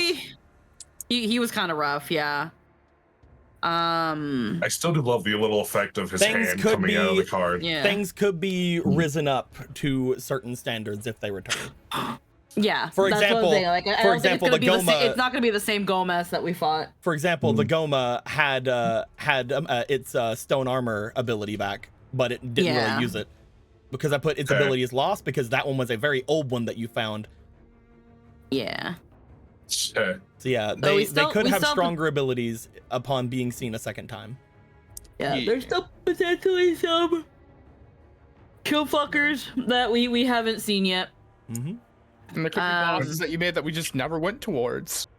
Yeah. I would say There's also most that. of the ones are right here.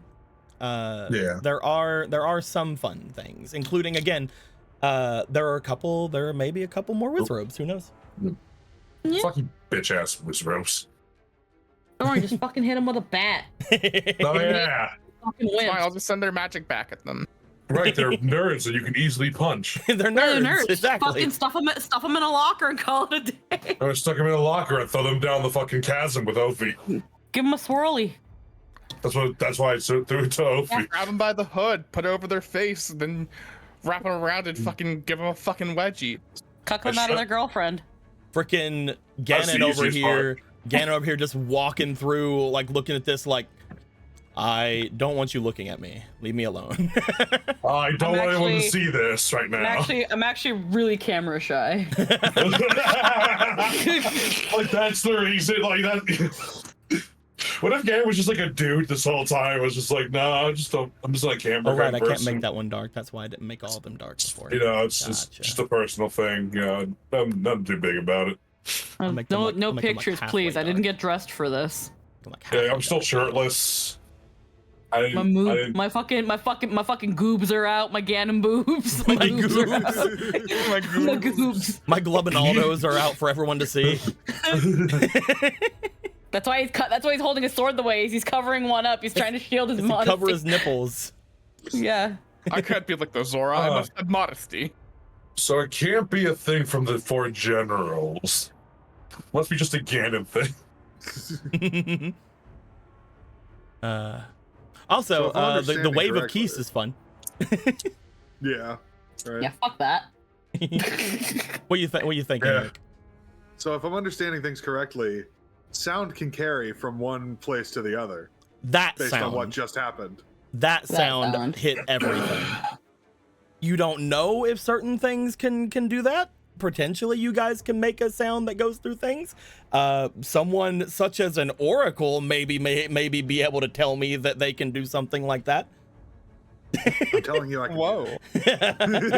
I'm telling you, I'm gonna do it. I'm gonna try it next Well, round. It's gonna if happen. you say you can do it if you tell me, then I'm gonna tell you. Essentially, you can roll a dice. You can try.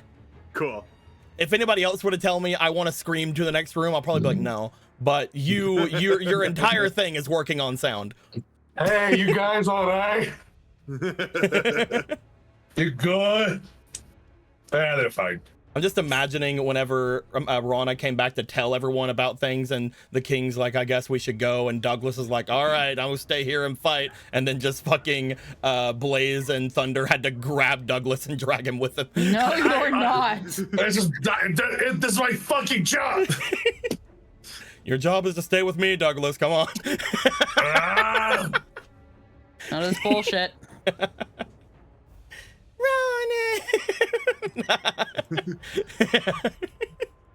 Yes.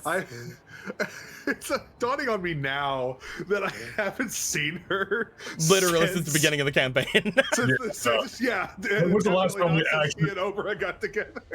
When was the It's last just time we were actually in Ronan! Kokiri Village? Who's this? I'm playing. Hi, my girlfriend Oprah. Hi. Saw that you were dead when you washed up in my forest. Did you know you talk in your sleep? Tell me though, who's Oprah? She's my wife. Oh yes, this is my fish wife. Hello. Oh Anyways, I got. Jorts. Whenever I rolled the double 4, I will say this: I did not expect to summon 2 of these fuckers, but as soon as I saw that I summoned 2 of these fuckers, I'm like, I'll let it happen. Gidon can do something cool. I didn't expect him to correct me if I'm nearly wrong. kill one of them. And correct me if I'm wrong, there are still 2 more of those high pose. There right? are, but they can't summon those guys. Okay, they can. As you saw Good. with the 2 pose that did summon him, they looked surprised and then exploded. Almost as if no one told them that would happen. So these 2 are not going to go to that length. Oh, so they could. They just don't want to. They don't want to fuse their souls with all of the other evil Poe demon souls inside their lantern. No. They would like to. They would They're like just- to continue not being a humongous amalgam of flesh and creatures. Those ones just like, wait, we could have done that this whole time. How the fuck figured that out? Yeah, the 4 on their thing are going to be replaced with another undead creature. Don't worry, they are not doing that again. Because that would just be the end of us, I think, if that happened. If that happened twice again. Yeah, I think that once you guys get to certain places, first off, those guys would not survive in the sacred realm. That's actually, you know what, fair. Not They even would that. just disintegrate upon entering. Not even that. Those guys probably wouldn't survive the fucking Kokiri Woods. Oh. Those guys would walk off to try to go to the next room and get lost forever in time. But in this fake version of the Lost Woods that they can't actually harm anyone in. Well, the only place that they would be able to go is the pedestal of the Master Sword, which, you know, probably isn't a great place for them to go. Probably not. And again, if they manage to survive that, Sacred Realm. Yeah. Imagine getting all through that and then ending up just disintegrating because you walked into a fucking room. I never thought that the ghost would be playing Tomb of Horrors. But here we are. Coughing baby versus hydrogen bomb. That's why I made the ghost be the thing that we ended things off with last time, because I'm like, I know how crazy these guys are about to be. These guys are about to be a little insane. What a fucking session for all this shit. What the fuck? Right. They get a little quirky here and there. I missed too many attacks. That thing probably would have gone down if I had hit more. It was God damn it. literally it was because Link missed that last attack. It had less than 4 HP left. It was either 3 or 4. I cannot remember the exact one, but it was literally like rolling a 2 on a damage would have doubled it to a 4 and killed. So most likely a single other attack would have been it. I shouldn't have saved my dungeon action. God damn it. Rip. You know? I Stuff knew happens. that a good place to end things off would have been Castletown, whether good or bad. Whether good or Back where it all bad, after a started. while, I'm like, this is probably where the session's going to end. This is why we hate Castletown. I liked the scene we got to do with Polo trying to figure out who to send and what to do that last little Yeah, bit. That was fun. That's Yes. that thing. It shows that she is probably the worst person you could actually put in the general seat. I'm glad that it got to lead to like a little bit of role play for everybody. That was very fun. Because again, this entire thing is very much like tower defense.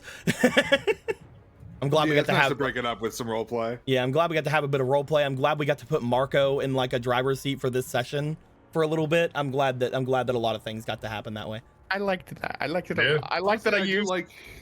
Go ahead, Mark. No, go ahead. No, you go ahead. I said you go ahead. Oh fuck. I liked that I got to protect Hosier, even though he probably didn't need it. Hosier literally I'm gonna be honest with you. He would have been fine. That's just how much Marco cares. Hosier is technically not immune to it. Hosier would have been affected by it and then just got right back up. Yeah. He'd be like, ah! Anyway. Well, that sucked. What was that? Anyway. Yeah, I think it's a neat thing for Polo as well, because she's going to be queen one day, to be in that seat and have to make decisions. Yep. Very fitting. I feel like the next few rooms are gonna go by probably quicker. I know it doesn't look that way looking at all the things we have in these rooms. But look at all the things we've killed. I do think the next few rooms are going to go a little bit quicker. Most likely we will get through quite a good chunk of it next time. Yeah. Oh yeah. I don't know if we'll get to the very end of the dungeon, but depending on certain decisions Polo and the others have to make, things may quicken. We'll see what happens.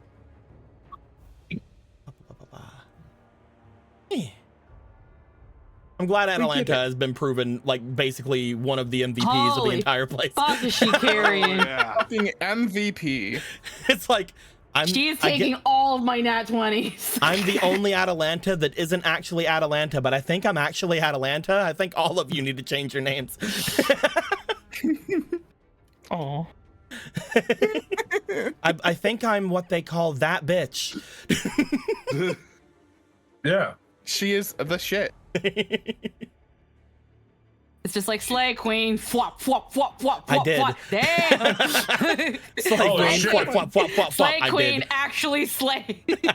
Again, I gotta say, the double nat 20 from Squeaky rolling for her was incredible. Fuck, that was crazy. Oh, get this bitch a better bow. She has a +1 bow, which basically means whenever she's within 2 squares of their enemy, she does ×3 damage. So every one of her attacks do 6 damage if they hit. God.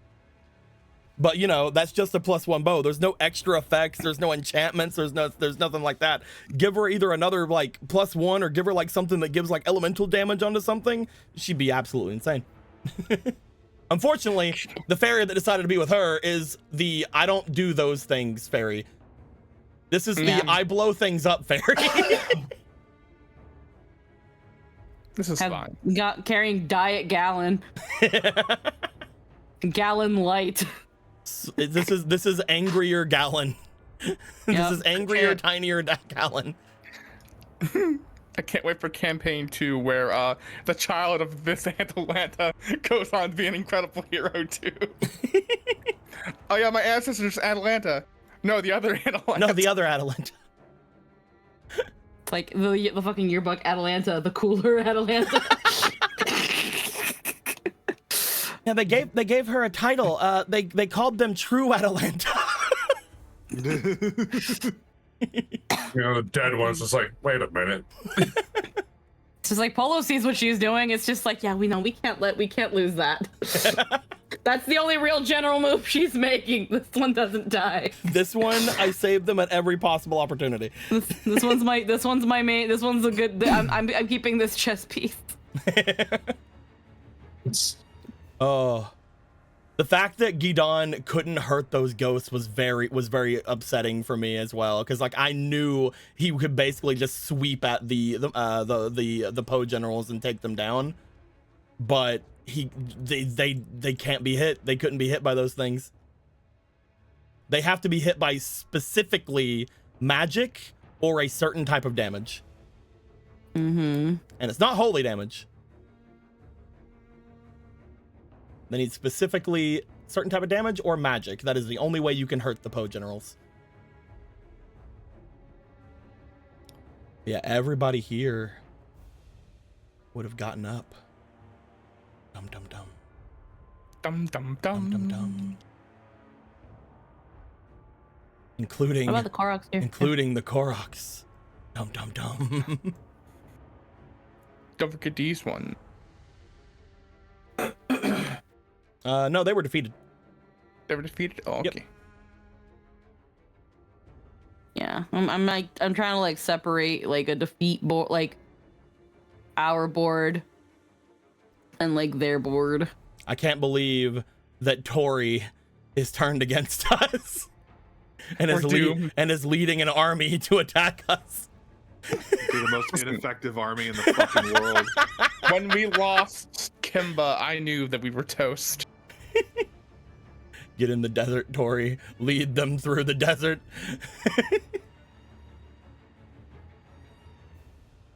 Lead your people.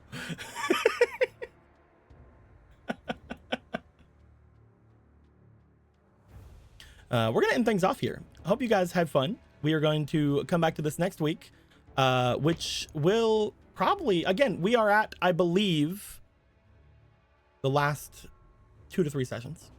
We'll see what actually goes on. We'll see where things end up being. We'll see what ends up happening. Next session, we'll see what left of the army of darkness they have for us. And we'll see what the remainder of the heroes can do to stop it. We'll see if Ganon gets to the very end, into Polo's final dungeon, the chamber that has the heart. And we'll see if there's any surprises along the way.